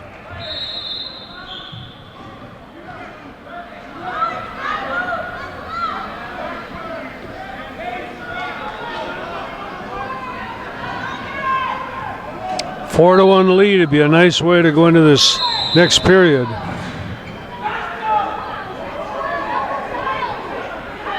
If Lucas can reload that half, he gets in there pretty deep. If he can reload that, I think we have a chance to put him away. He's just got to be patient with it and get into a good position. If you try and rush that, the guy's not going to go over. See, like that. Lucas set it up. You got to reload it. You might have to do it again. He's never broke the hips down, though. Just gotta be patient. Oh, he's going after it. Control the match. Easy, though. Easy, easy. He's got to break the guy down, then get that half and reload. He's trying to do the reload before he gets the guy broken down.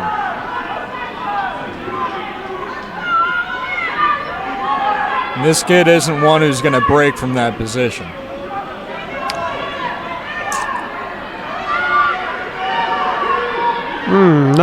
No.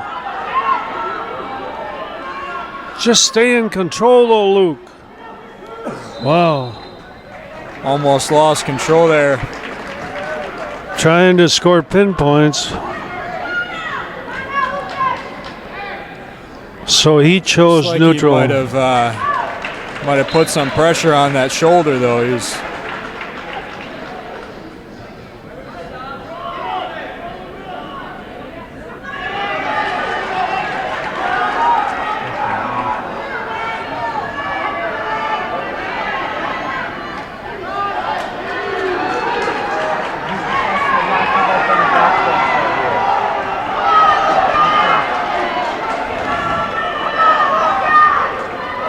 pretty quick with the firing off near fall, that's for sure.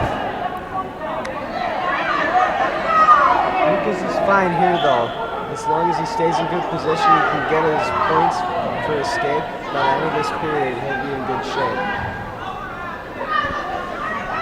They're going to give Wrightstown 2 near fall for about half second worth. Overall, not impressed so far.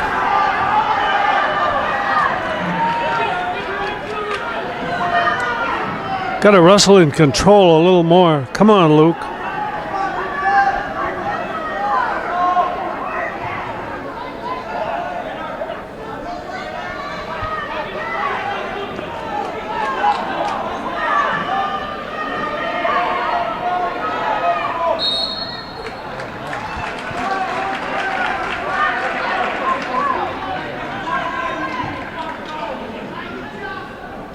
I don't know if I'm crazy about this inconsistency between stalemates and stalling calls here.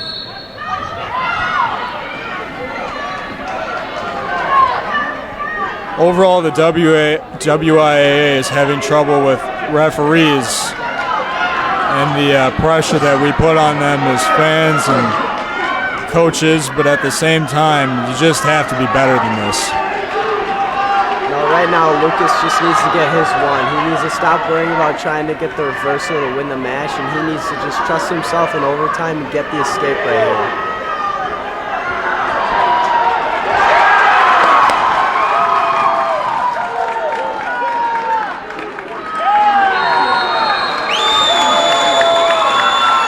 Wow. Lucas Erickson getting the last second reversal to win the match 6-5. Lucas Bean, sorry.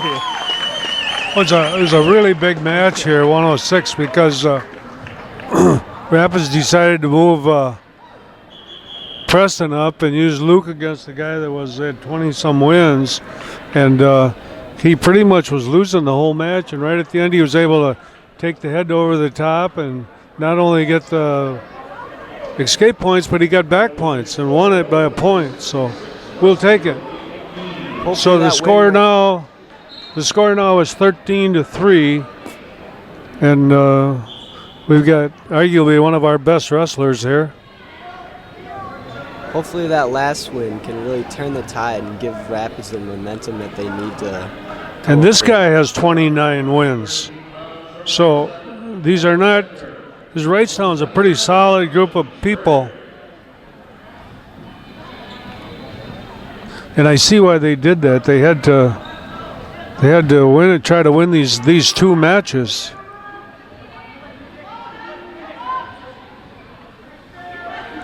Preston going to scramble to the takedown. Quick escape.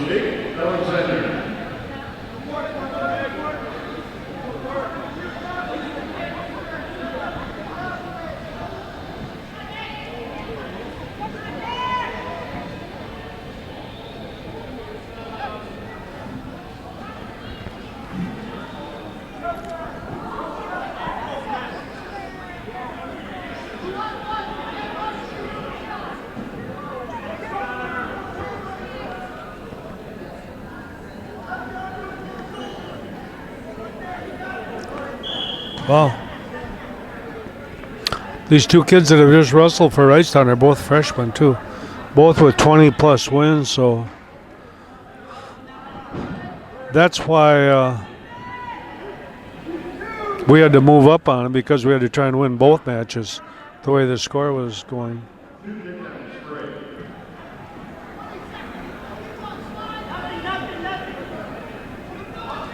Preston looking to keep control over these closing seconds of the first period, but they're both working pretty hard to find it.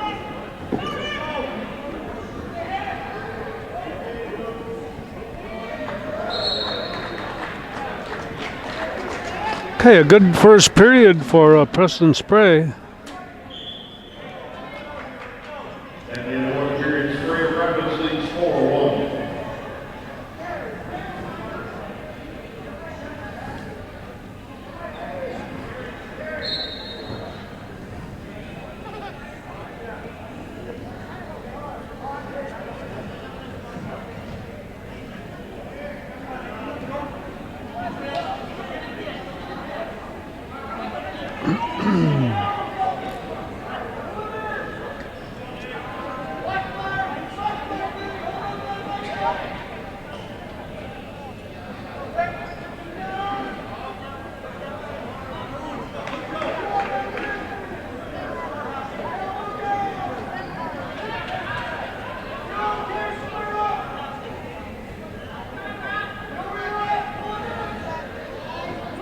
Almost surprised they didn't cut him loose here. It looked like he was going to be pretty dominant on his feet. It looks like Preston's trying to get a tilt here, pick up a few points on top. Or at least keep control and get out of that period without having any points scored against him, which if you can do that, you're most of the way to winning a match, that's for sure.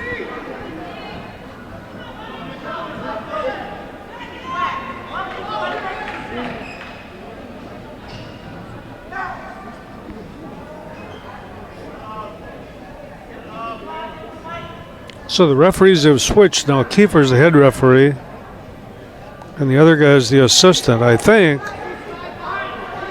It's hard to know.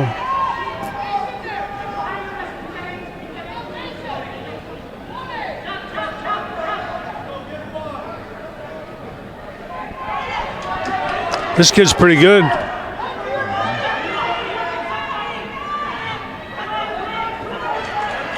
Gonna find an escape with a couple Not a seconds good left in the time to period. give up that one. Spray going into the third period with a 4-2 lead, starting in the neutral position.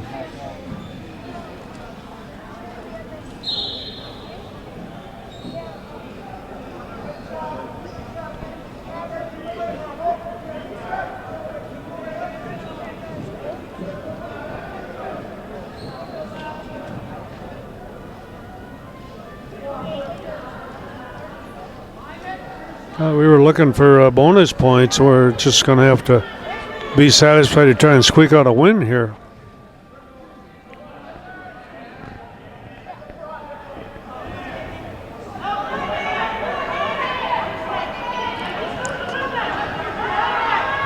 The Wrightstown kid recovered really well there.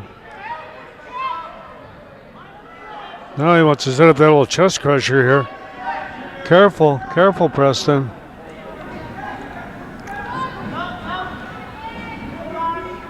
Wrightstown could be looking for a barrel roll here. Gonna break away with a minute left in the match. Both guys looking for a takedown. Preston to secure the win, and Wrightstown to try and take this match to overtime.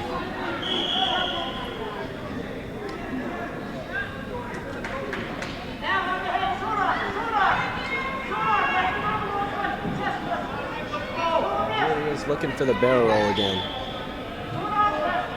You get into that position, you get your arms crossed up in there. It's pretty easy if you're not aware of it to get thrown straight to your back. Somebody got called for stalling. Yeah, Preston got hit with stalling there.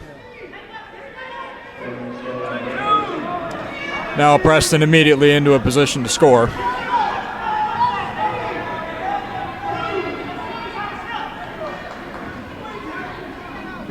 They're going to give him the 2. That's a good win for Preston. Tough match. This Alexander's a tough kid. Preston going to come away with a 6-2 win. He really wrestled smart. And that's why we had to go with that move that we did, because we were trying to win both matches, and we wouldn't have won both the other way. But now we got another guy that's 22-8 on Josh Black. So everything is kind of up in the air here. They have their first 3 wrestlers are pretty good, pretty solid. This is going to be Josh Black versus Caden Verbaten. Verbaten, it's the coach's kid.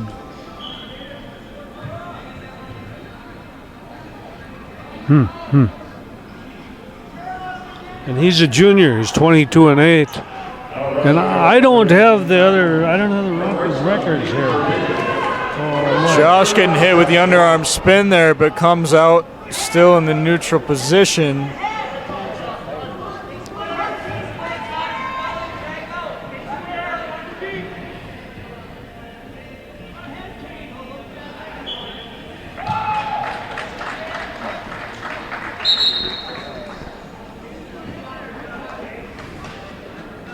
The middle school is winning the junior high tournament, I guess.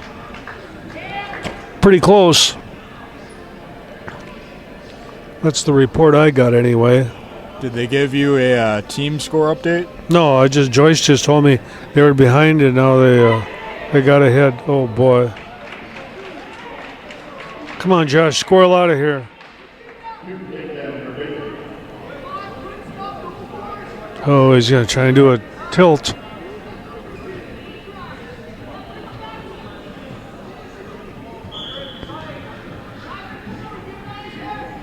There we go, the tilt.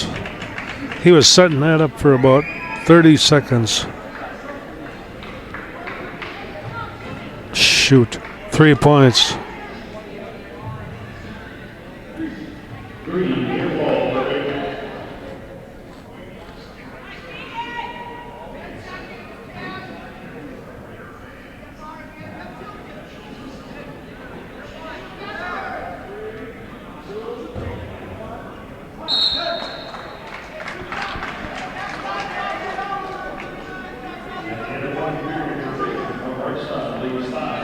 Rapids gets their choice, defers to Wrightstown. Wrightstown's going to go down to start the second period.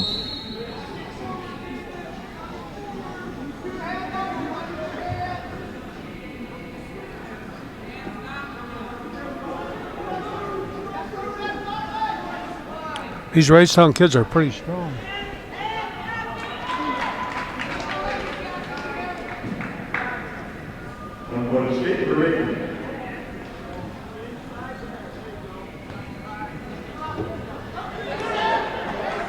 Going to hit a little shot finish. Here in a position to score. Finish, Josh. Finish, buddy.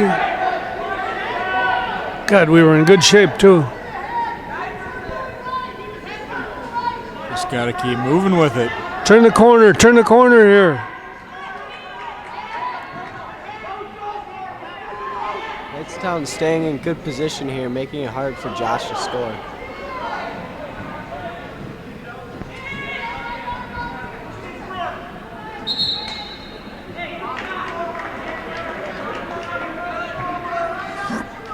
Set this up, Josh. Get an angle. Come on.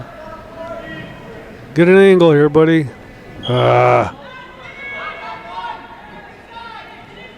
Stretch him out. Stretch him out.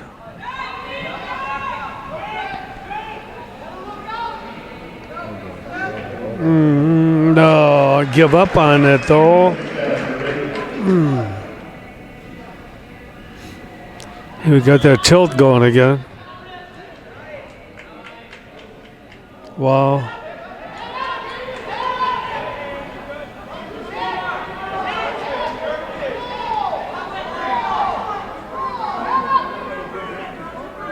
He got a 1 count, but I don't know if he ever gave. That's what I was saying with Josh. He gets squirreling around down there and gives up points, gets points.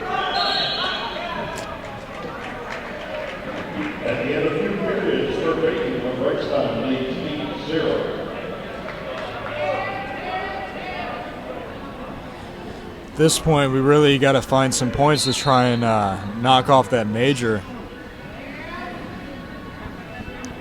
Well, and he's got to just control the match. He can't be up here, out of control.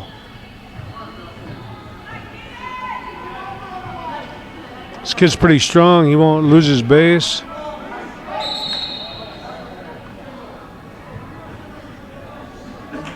Must have been a nosebleed, huh? Looks like it. It's going to be blood time for Rapids.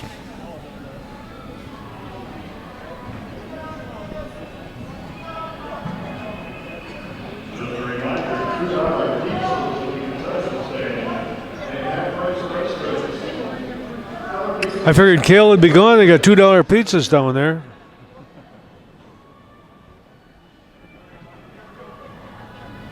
See, what he hasn't told you is I have the money now.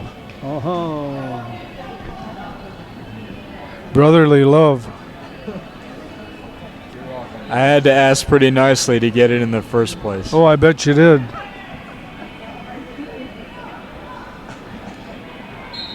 Come on, just get breakdown. Just break him down here. These Wrightstown kids keep their base really good. Now he gets into a roll. And they chain wrestle too. They don't. They never stop moving. They never stop trying to find a position. So he comes down, gets Pretty well broken down, coached comes team. back out and looks Or for keep something this else. wrist. Keep it, Josh. It's hard to wrestle with a guy who's always thinking one step ahead. And he's staying in good position at all times. He's not putting himself into position to get scored on, which is making it difficult for Josh. So what was the penalty point though? Huh. I guess I didn't see what was going on there, but we got penalized a point. Ooh. What did we get penalized for? We're not sure.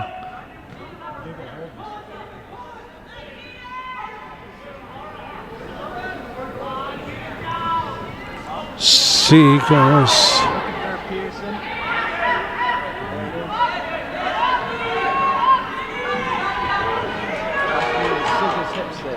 They caught in the Granby roll and they didn't even know it was coming.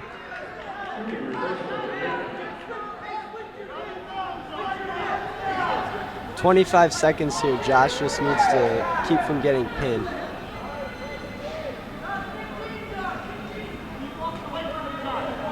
Boy.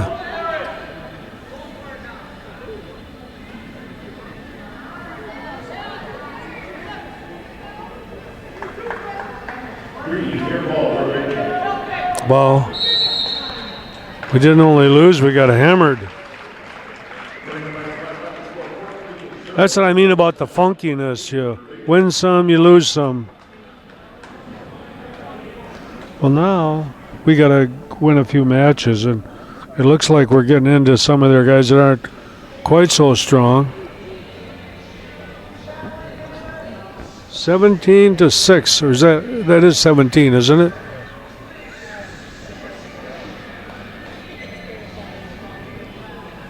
Our updated team score here is Wrightstown 17, Rapids 6.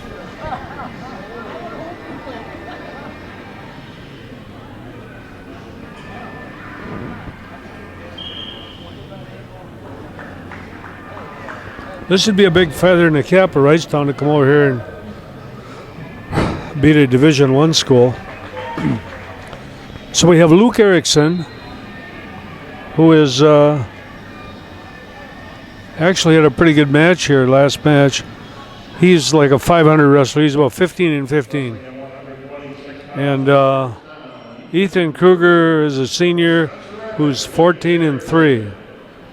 So I guess we'd almost be underdogs in this match if you go by records.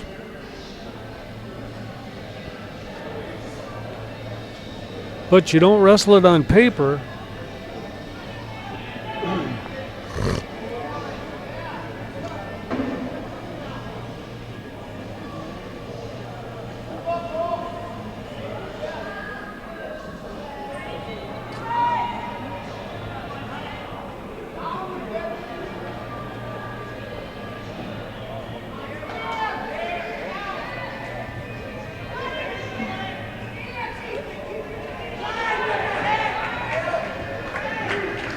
Elbows out, reaching over the top. Come on, Lucas. These Wrightstown kids are pretty fundamentally sound.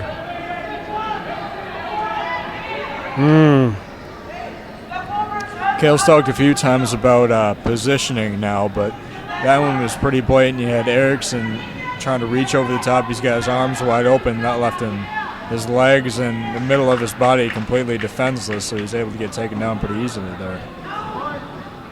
It sounds pretty fundamental, but at the same time, it's super, super important. We were pretty fortunate we didn't give up any back points there. Now if we could get one, get back in the match.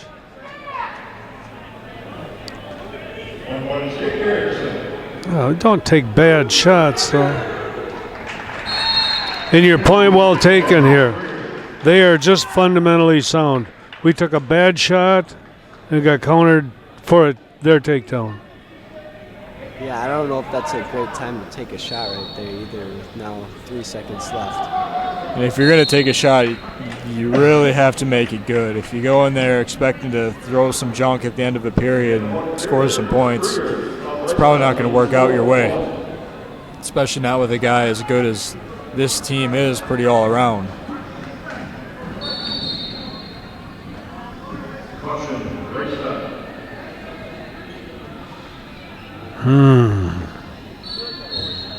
This is a match we have to win.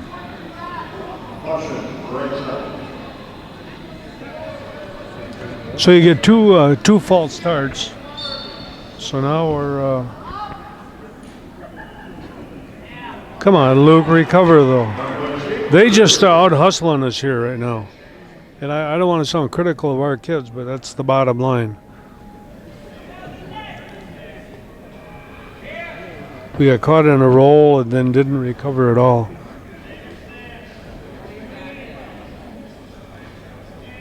Can't get him out of his stance.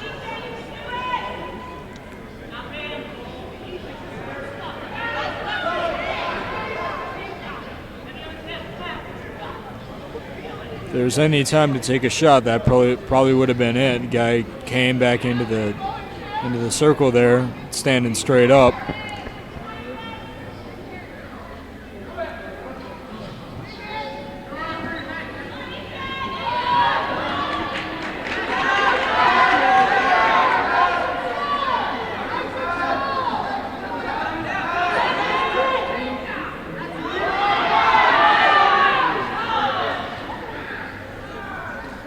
Come on, get your hip up. Get it up, get it up, get it up. Lucas is fighting real hard here to try to not give up points.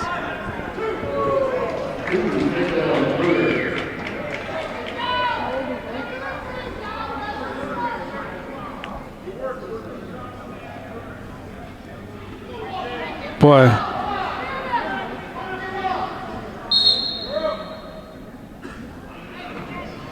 The one thing that Lucas has is a side roll, but he's got to get this thing set up and get it going. Huh.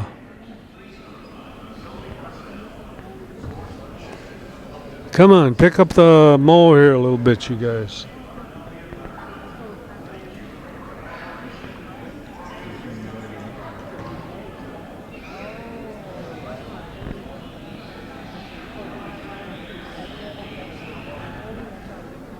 So Wrightstown is leading the Raiders here 17-6, and really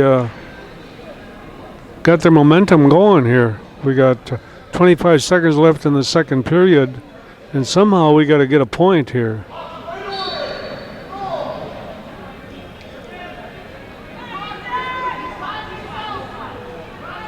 The other thing is the kids just seem a little stronger than us. Just kind of manhandling us here a little bit. Yeah, we fell back into a cradle. Come on, Luke, get one, get one, get one. We did get one. Lucas really fought harder at the end to get that point. That was a makeup call. Now are they gonna let it stand? They're going to take that away. The assistant referee came and blew off a call that just got to say I'm not impressed with the officiating on this mat right now.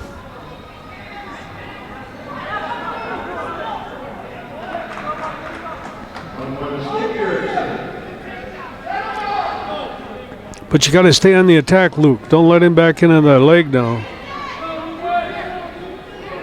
Wrightstown kids don't come out of position very much. They stay in there. Easy. Don't try anything low percentage now. Just got to get one match at a time, 1 point at a time. Attaboy, attaboy. 2-point takedown, Erickson. The score now is 7-4. Have a little bit of time left in the second period. Hopefully this guy starts running out of juice here a little bit. Yeah, Lucas is one good move on top here from tying the match.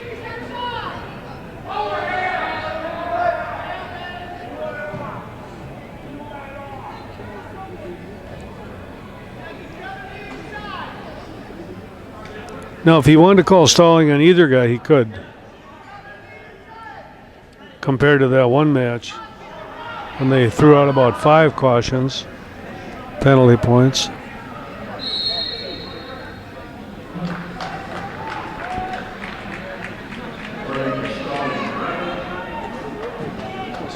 Lucas just riding the hips there. Come on, Luke Erickson.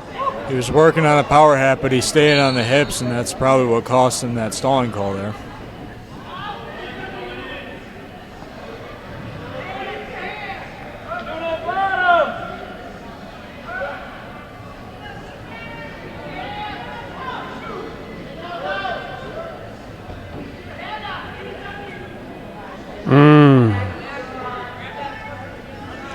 Gets so high though, Luke.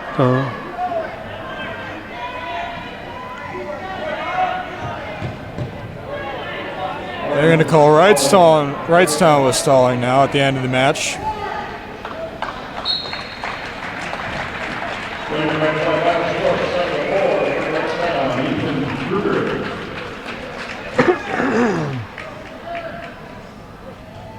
Oh, we got to get back in the winning column here. Rapids is now down 20-6.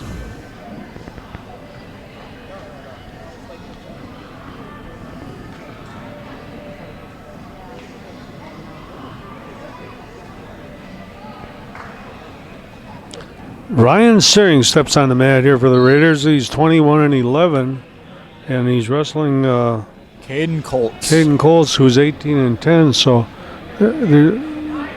if there's a chance we're going to come back and win one, this has to be one.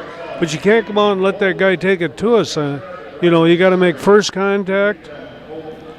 Sounds like I'm being really critical here, but we are not wrestling a match that's going to get us a win. Searing's got a really good single, but he's got to be able to pull the trigger here a little bit.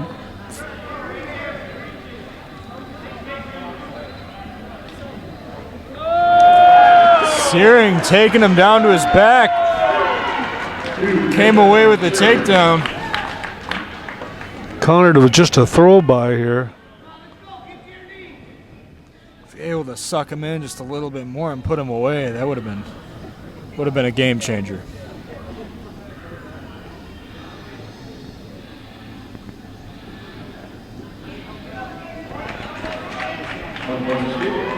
Three to three.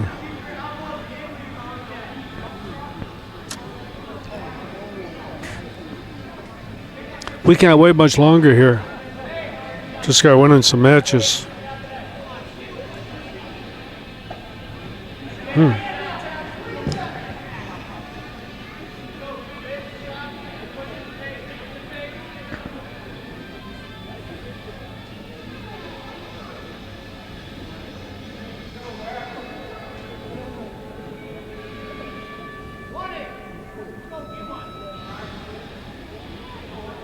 15 seconds left here. Scores 3-3 in the first period. Oh, boy. That's what I'm saying. They did all the offense there. And we stood around and let it happen. Come on, Ryan. A takedown like that happen at the end of the period is going to lose you a match. Not this. Oh, boy. He's had a bit of an ankle sprain.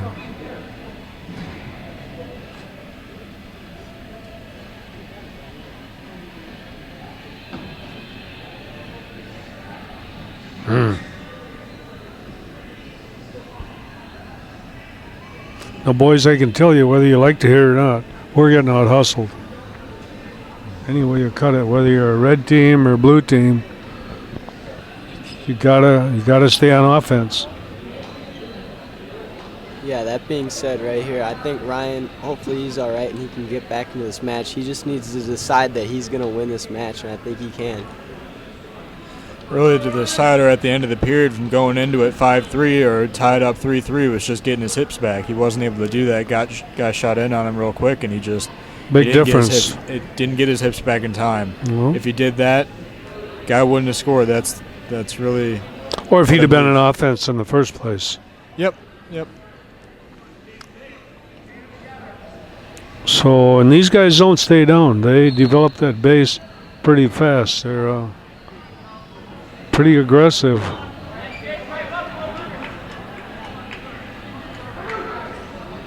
Boy. It's going to be 6-3 now.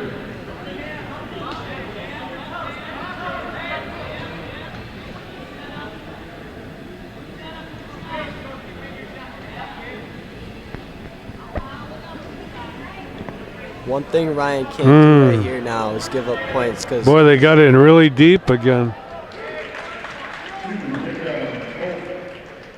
Yeah, these Wrightstown guys are very disciplined and they're just not going to give up big strings of points. So right here, Ryan's just got to start making his comeback now. Otherwise, it's not going to be looking good for him.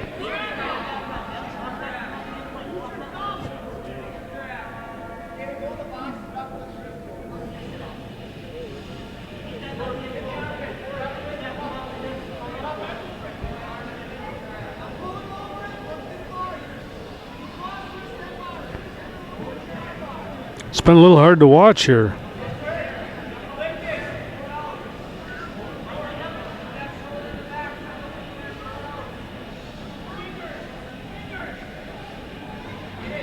Come on, Ryan, build a base here, buddy. Come on. Wrightstown is doing a very good job right here of keeping lots of pressure and getting his hips out so he doesn't get nailed with stalling. Well, they're pretty aggressive on top. Pretty aggressive all over. Ryan really needs to start building a base. He's got to get his head up and he's got to get his hips up. Yeah, absolutely. Guy's keeping so much pressure on his hips, though, that, you know, it's just not happening for him. He's got to keep moving forward and moving up. Wow. At some point, something's got to give.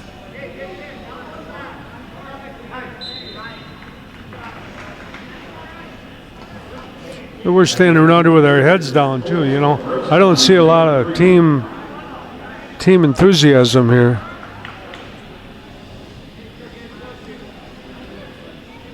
No, we got to somehow break those hips loose on the bottom. Got to find here is an escape and a big move. There we go. We found the escape. Now with that 4-point deficit to try and get him into overtime, really it's going to take Ryan taking the kid down to his back. I think we can't mess around trying to turn him. We have to take him straight to his back. Otherwise, well, we got to get 2 points at a time. And he's got to be able to get a little offense going here. Again, I haven't seen an offensive move.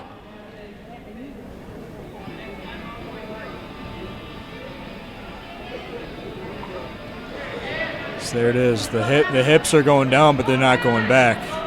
That was a pretty dangerous position there to be in.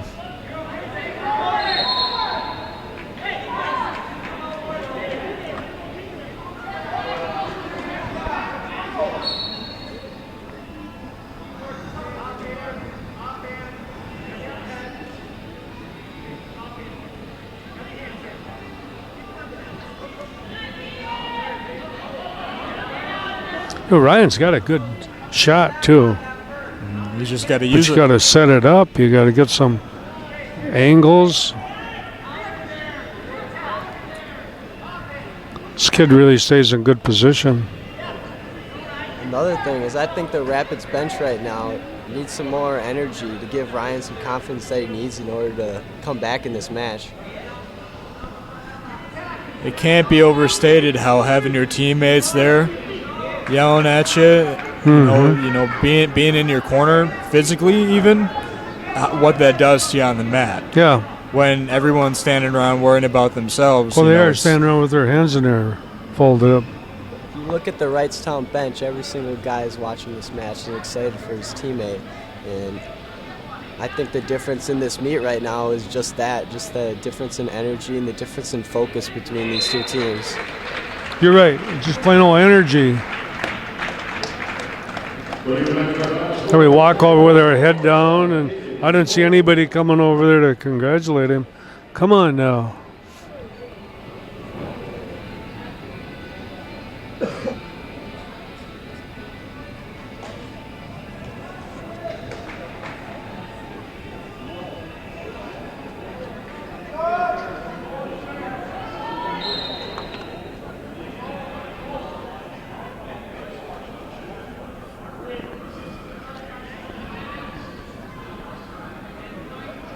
Our updated team score now is 23-6. Wrestling at 138 pounds from Wrightstown, Sean Reese. For Spencer Evans, Cole Addict. If Rapids is going to post a comeback here, it's going to have to start right now. Come on, Cole. Get the takedown, though. They aren't giving anything away.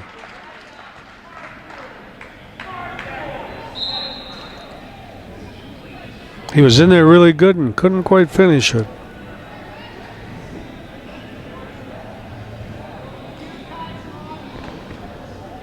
This is Cole Addict versus Sean Reitz. This guy has 21 wins.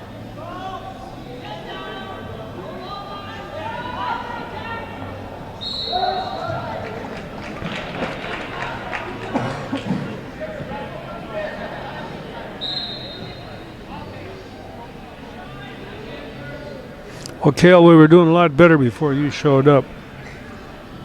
I mean, Cale was here through our last meet where we went 14-0 with, was it 84 points. I think what we were talking about in that last match is completely true. It's the energy, it's the focus in this team. You know, it's easy to be there when you're winning, but when you're down like this, that's when you really need it. Yeah, absolutely.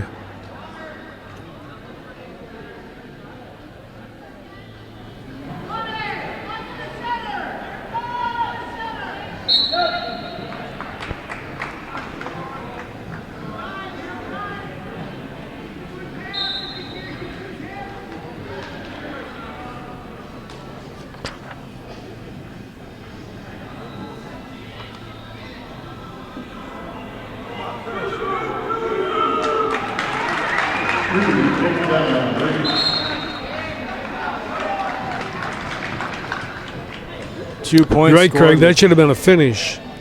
2 points scored with a couple of seconds left in the period means Wrightstown goes into the second period leading 2-0. Addict took a shot but didn't finish it.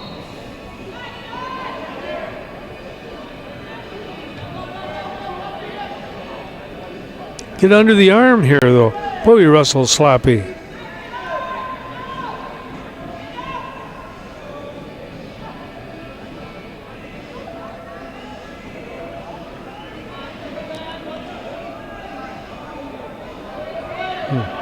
Boy, they good hand control the whole time. That a boy, Cole. Stays with it though. He's able to. Boy, he stayed in there pretty tough. He's wrestling pretty tough here. I think that moment right there might have shot some energy into it. Now we're looking for a bar.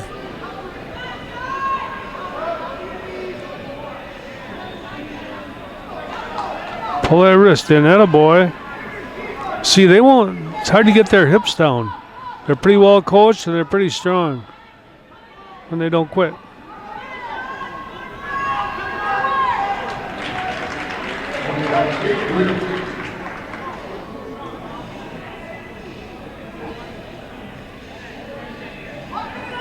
Get some head position here, Cole. Come on, buddy.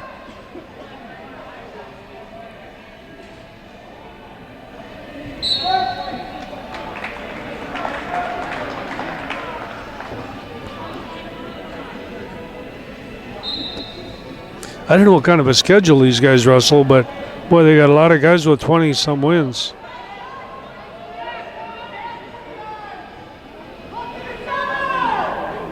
Come on, get some head position, though.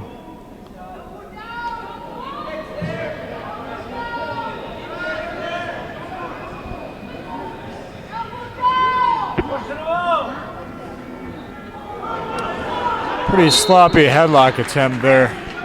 Yep. Lucky we didn't get taken down. Yep.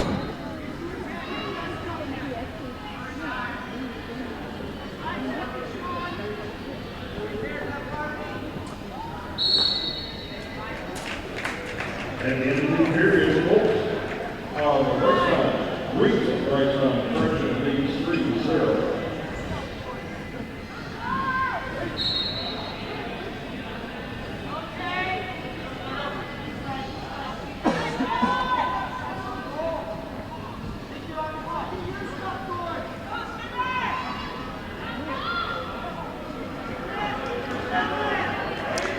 Clear that arm, though, guys.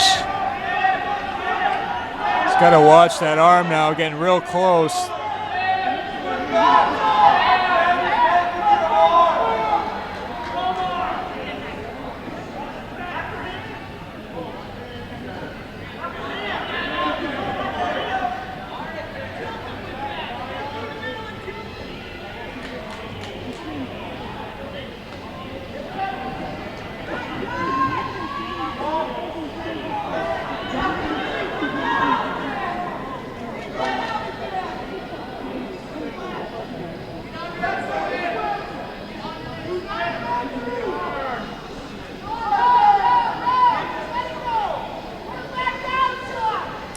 Come on, you can't let him have your arm like that, though.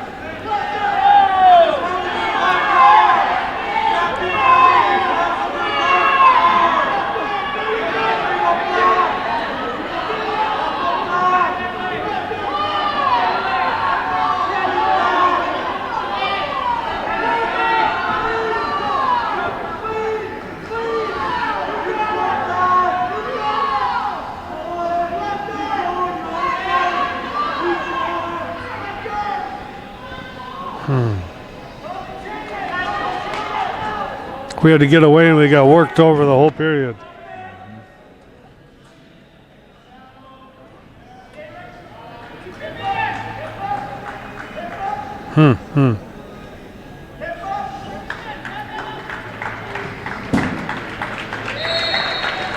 Right now, Wrightstown is winning just about every close match, and that's going to make it really tough. Yeah, look at the whole team's over there. Pumping some juice, and these guys are over here with their fingers in their hinders. Right now, somebody on the Rapids team has to step up as a leader and make sure every single teammate who's not preparing for a match is over there at the end of it. Somebody's got to. Well, we got to get back in it, and we got one of our better seniors here, and Zach Hamill.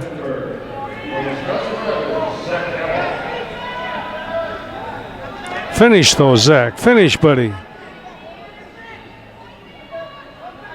These Wrightstown guys don't give up anything.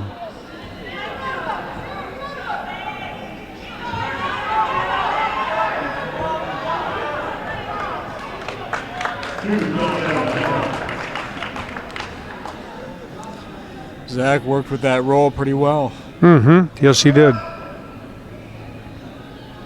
We got to get some bonus points here. I think Zach knows the two working towards it right now.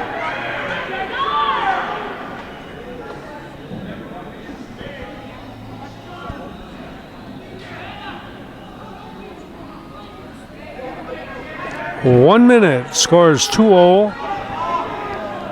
Hamill.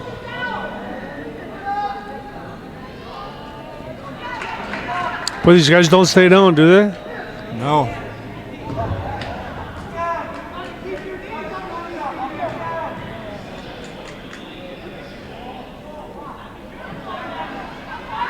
He can go over, ref. Yep. They did that a lot in that last match too. When that arm gets hung up, he's putting his hands in the way, but he's not doing anything about it. He's either got to keep his hands out or he's got to stop it. He can't go halfway and interfere with the match.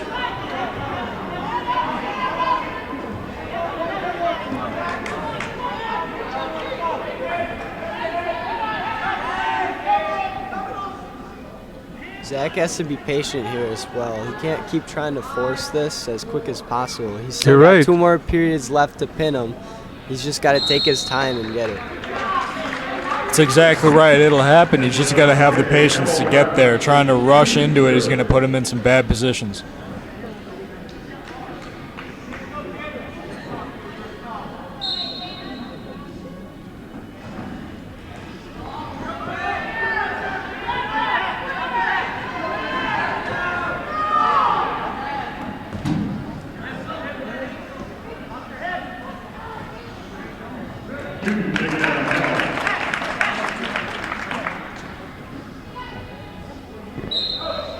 On the stick, number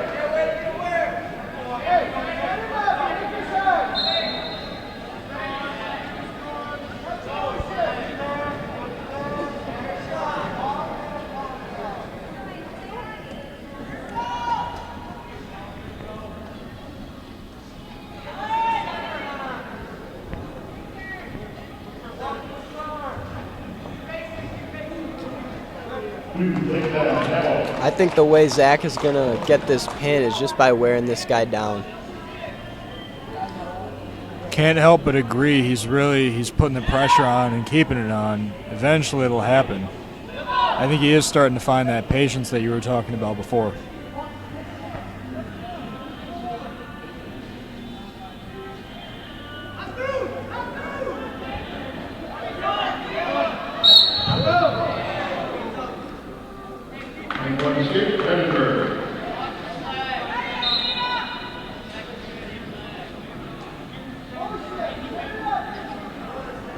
It'd be hard to get bonus points here.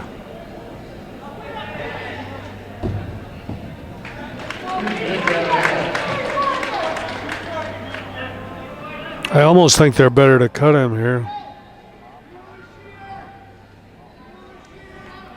With less than 30 seconds, I'm not sure. I think controlling the rest of this period and going into the third fresh might be our best bet.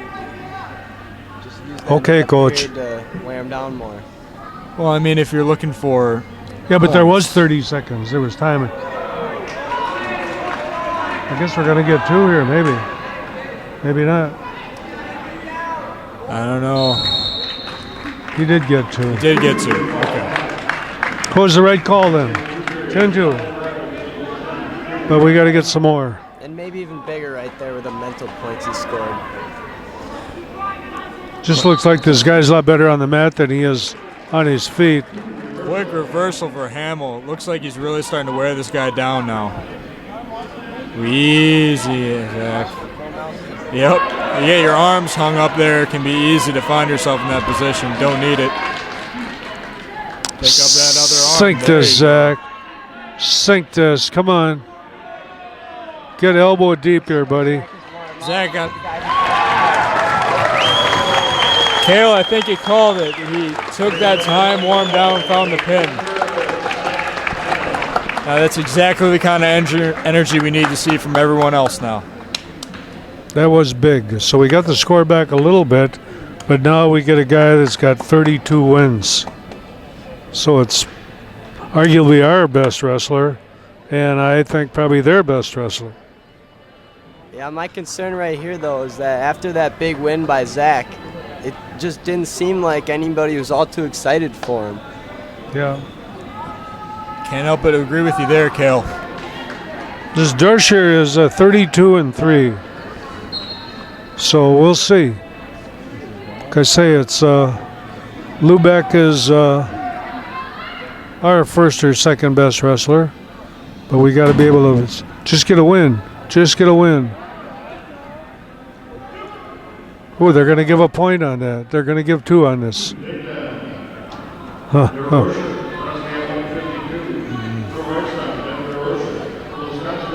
Not sure. It seemed like Weiler might have had his leg hooked there before they gave that point. DeRocher here has a very good record of 32-3. This looks like it could end up being a tough match for Weiler. Well, they're pretty solid.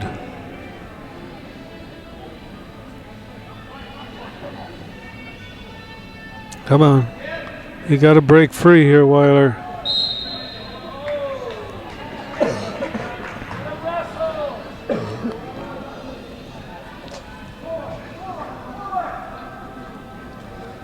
You're starting to see those guys gather a little bit more on the rapid side.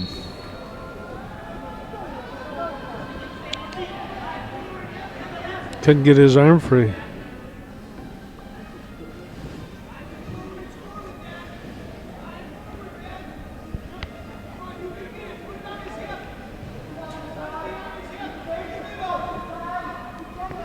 Wow, this guy can ride pretty tough.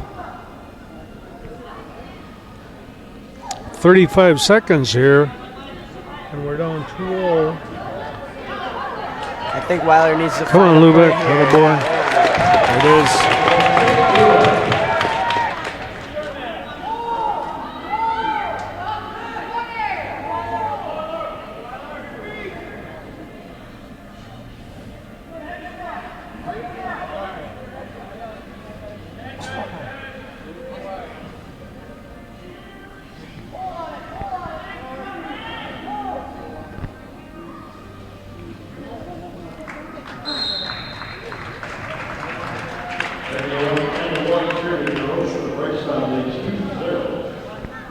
Correction, 2-1. Weiler excels in matches like these where it's really close and he just stays in better position than the other guy. Let's see if he can get the edge on DeRocher here in this match. I think the real test is the fact that this whole team is position-centered and always staying there. So having two guys mean what? Two immovable objects, what's going to give first? Weiler in on a shot with a chance to score. They're going to give him the two.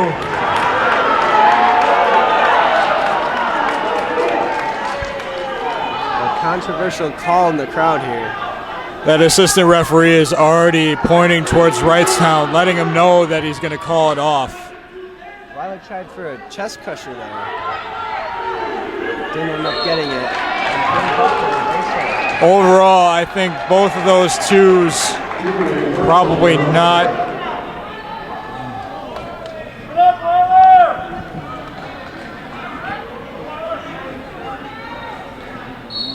Although this gives Weiler another chance to score here.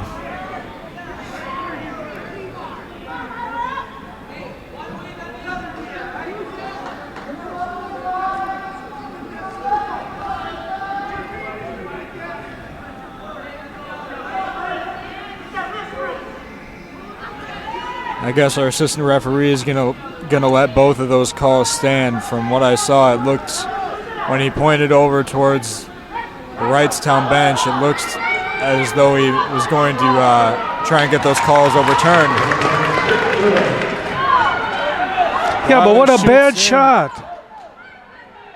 Boy, he ain't going to get on the podium taking shots like that.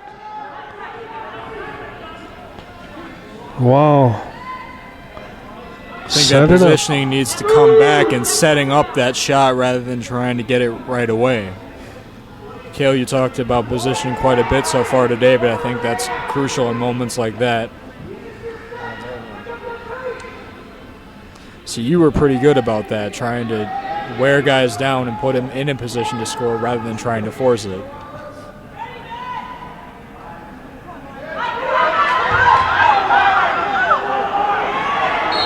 Finish, though.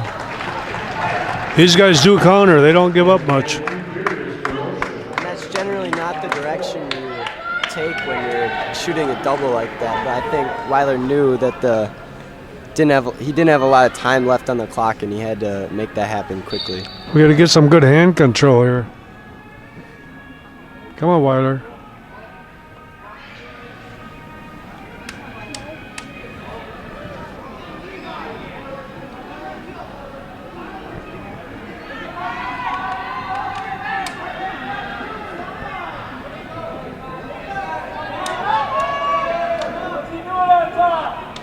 While Weiler does not need this point right away, he can't just hang around the entire period. This 2 minutes will be gone faster than he thinks. He needs to get this point.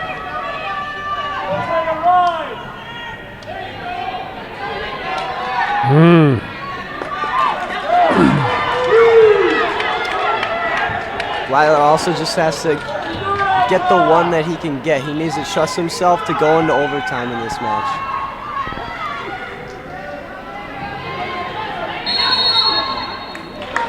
They're going to hit Wrightstown with stalling.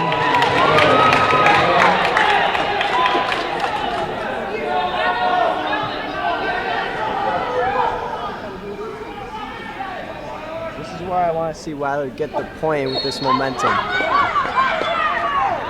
You know, finish that stand-up. You get some hand control, Weiler. We can't rely on a stalling call to tie this up. Weiler really needs to work toward getting out, and if he does enough of that, I think he'll get it. But at the same time, we can't rely on it. I don't think we can rely on that at all. He don't get his hands free underneath.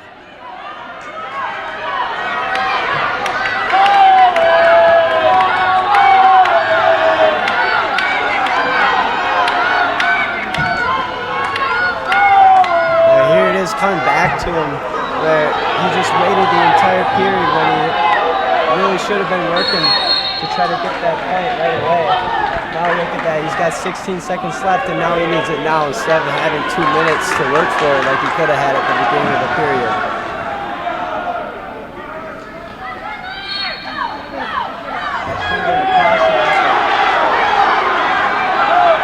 Keep going though, Weiler. Keep going.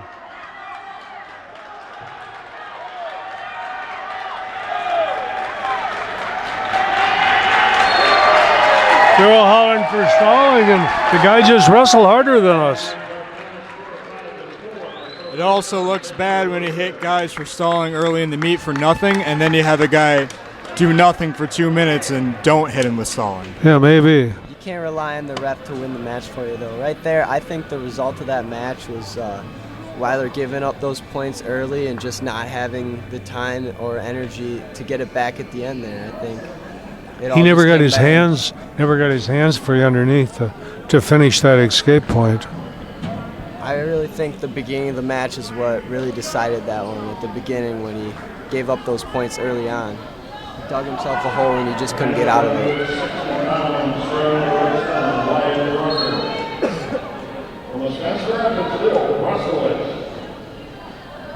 And this weight, Rucker has 20 wins also, so here we're counting on a little freshman here to come through big for us. He does have a good setup for a double. And they're hanging on to those wrists pretty hard. They're a pretty well coached team.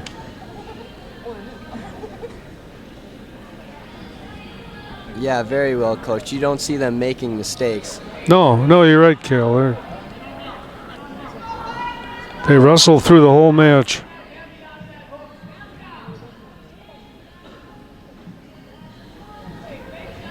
And the other thing is you can really tell that they're a team and they care about each other.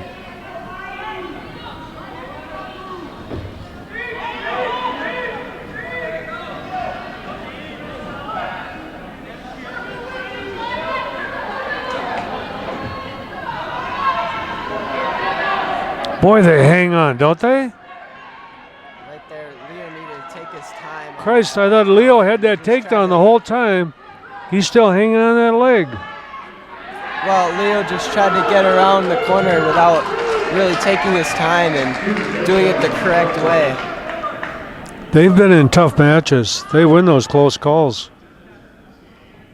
Yeah, Wrightstown so far has won just about every close position battle that they've had. Yep, you're right. That's Yep. the big difference. Absolutely.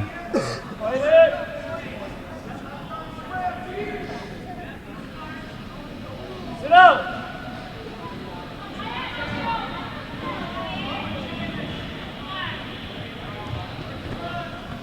And they use their legs pretty well.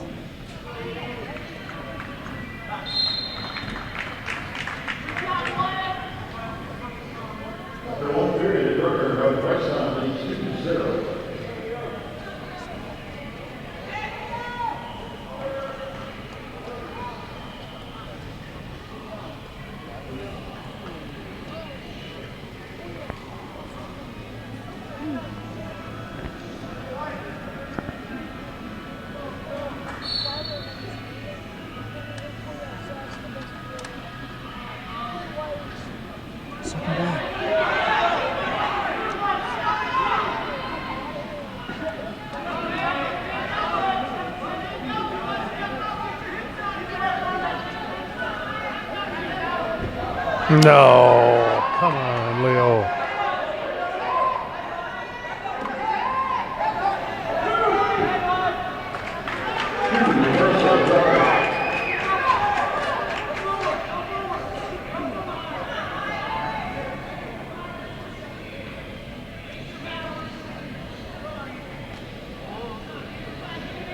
I know I'm repeating myself a lot, but over and over again, we just keep seeing the result of Wrightstown just staying in better position.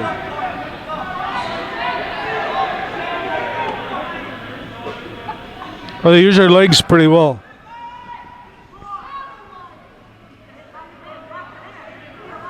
Yeah, you're right about that one. It makes the match a lot easier when you can use your whole body, your arms and your legs to do things rather than just using your arms.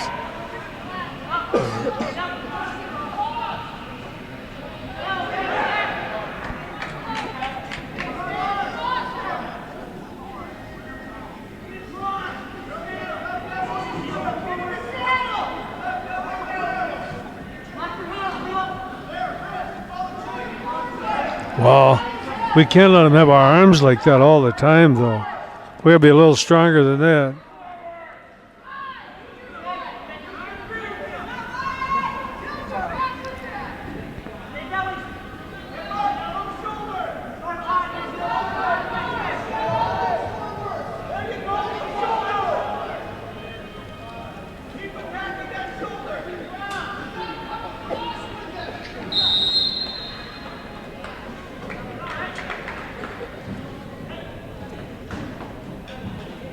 At the end of 2 periods, Rucker of Wrightstown leads 4-0. Get an angle here, Leo. Come on. Get an angle.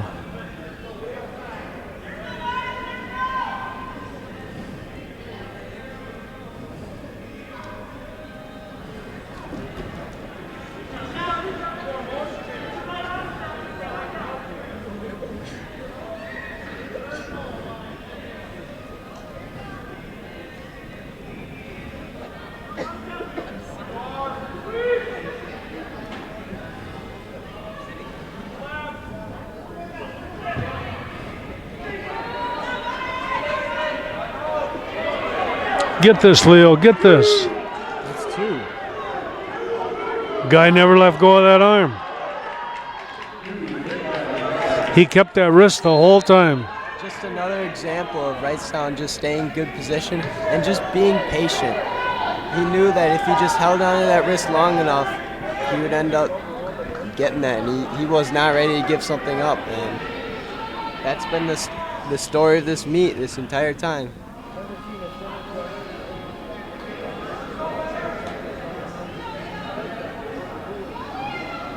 Yeah, we wrestled really well until you got here.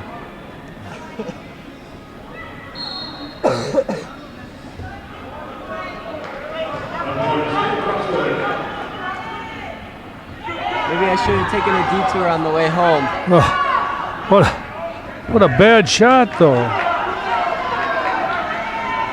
And they just get on that leg and they don't let go. It looks like Leo's just tired out now at this point. Boy.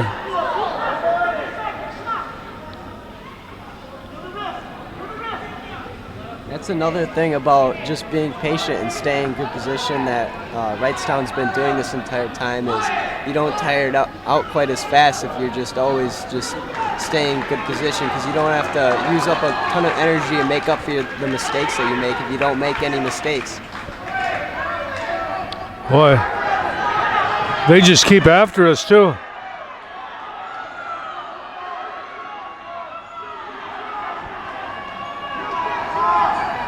What we can't do here is get pinned with 6 seconds left.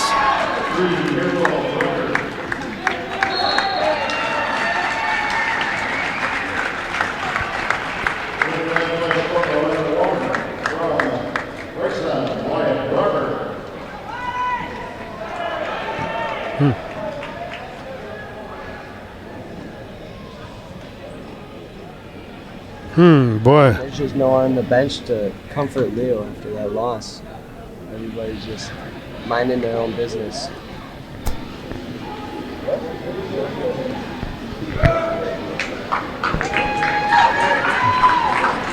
Even after a forfeit, they're all over this one.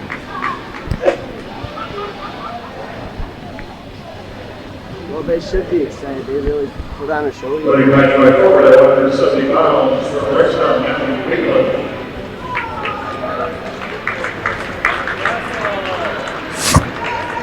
Ha ha. And then back forward at 182 pounds for Rucker. Looked like Wrightstown had a kid, but they didn't put him out there. Well, that was a beatdown. Technically, physically, mentally, any way you cut it, they just wanted to win more than our guys, I think. Yeah, and they knew how to win as well.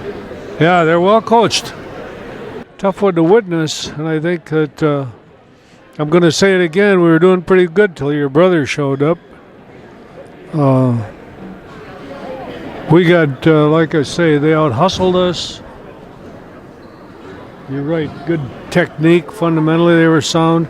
They were just tough. They'd get a hold of that leg or that wrist, and they kept it. They didn't let go. And we kind of let them do it to us. We got off to a pretty quick start with 2 team wins, and then we met a team that overall today was just better than us, technique-wise. And, you know, it's tough to see someone else win in your gym. That's just the bottom line of it. Well, we don't know what that brings. Is that a good way to get to finish up the dual meet season? And is it gonna as a wake-up call? We'll see. I think Scott will come up. We'll talk to him. It'd be pretty hard to find anything positive with that, I think. Well, hopefully we're not quite done with dual meet season yet. Let's hope we find a couple more in March. Well, we're done with the regular dual meet season. I guess that was my point. And we have the tournament season coming up. And one thing at a time. I think we're a pretty good team. We're not a real good team. We've got some ways to go, and we'll see what Scott has to say. He'll find something positive about this. So anyway, from the field house, and thanks for my grandsons, Cale and Maxwell, and Scott is up here, and we'll talk to him a little bit. And so, thanks, Craig.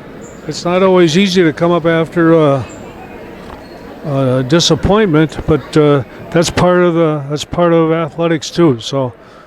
Yeah, well, I don't think it was a disappointment at all. I mean, we wrestled hard, and Wrightstown's a good team, and we know that we, are a pretty good team.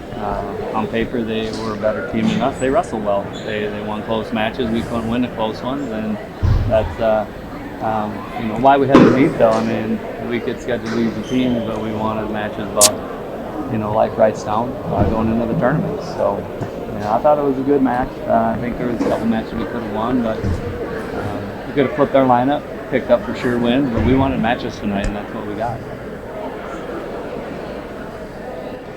Okay, well, you're the coach. You pick it up. I just thought that we got beat in the toughness once in a while. Yeah, we wrestled well. I mean, they're a good team, and I don't know what else to say. We made some moves in the beginning, trying to get some wins, and it didn't work out for us. And when you're the underdog, that's what you do. And we put guys in the lineup that I thought wrestled well down to the little guys, and we picked up some wins. And at 52, we could have moved up, but we wanted the matches. So again, it's exactly what we wanted this time of year. Obviously, you want to win the matches, but you can schedule that if teams want to go undefeated, but that's not our choice. Our choice is to wrestle good teams. So. They were better than I thought. I hadn't looked at who they wrestled, who they've beaten, but they technically they're really sound, and they were tough kids, and Wrightstown's always had a really good program.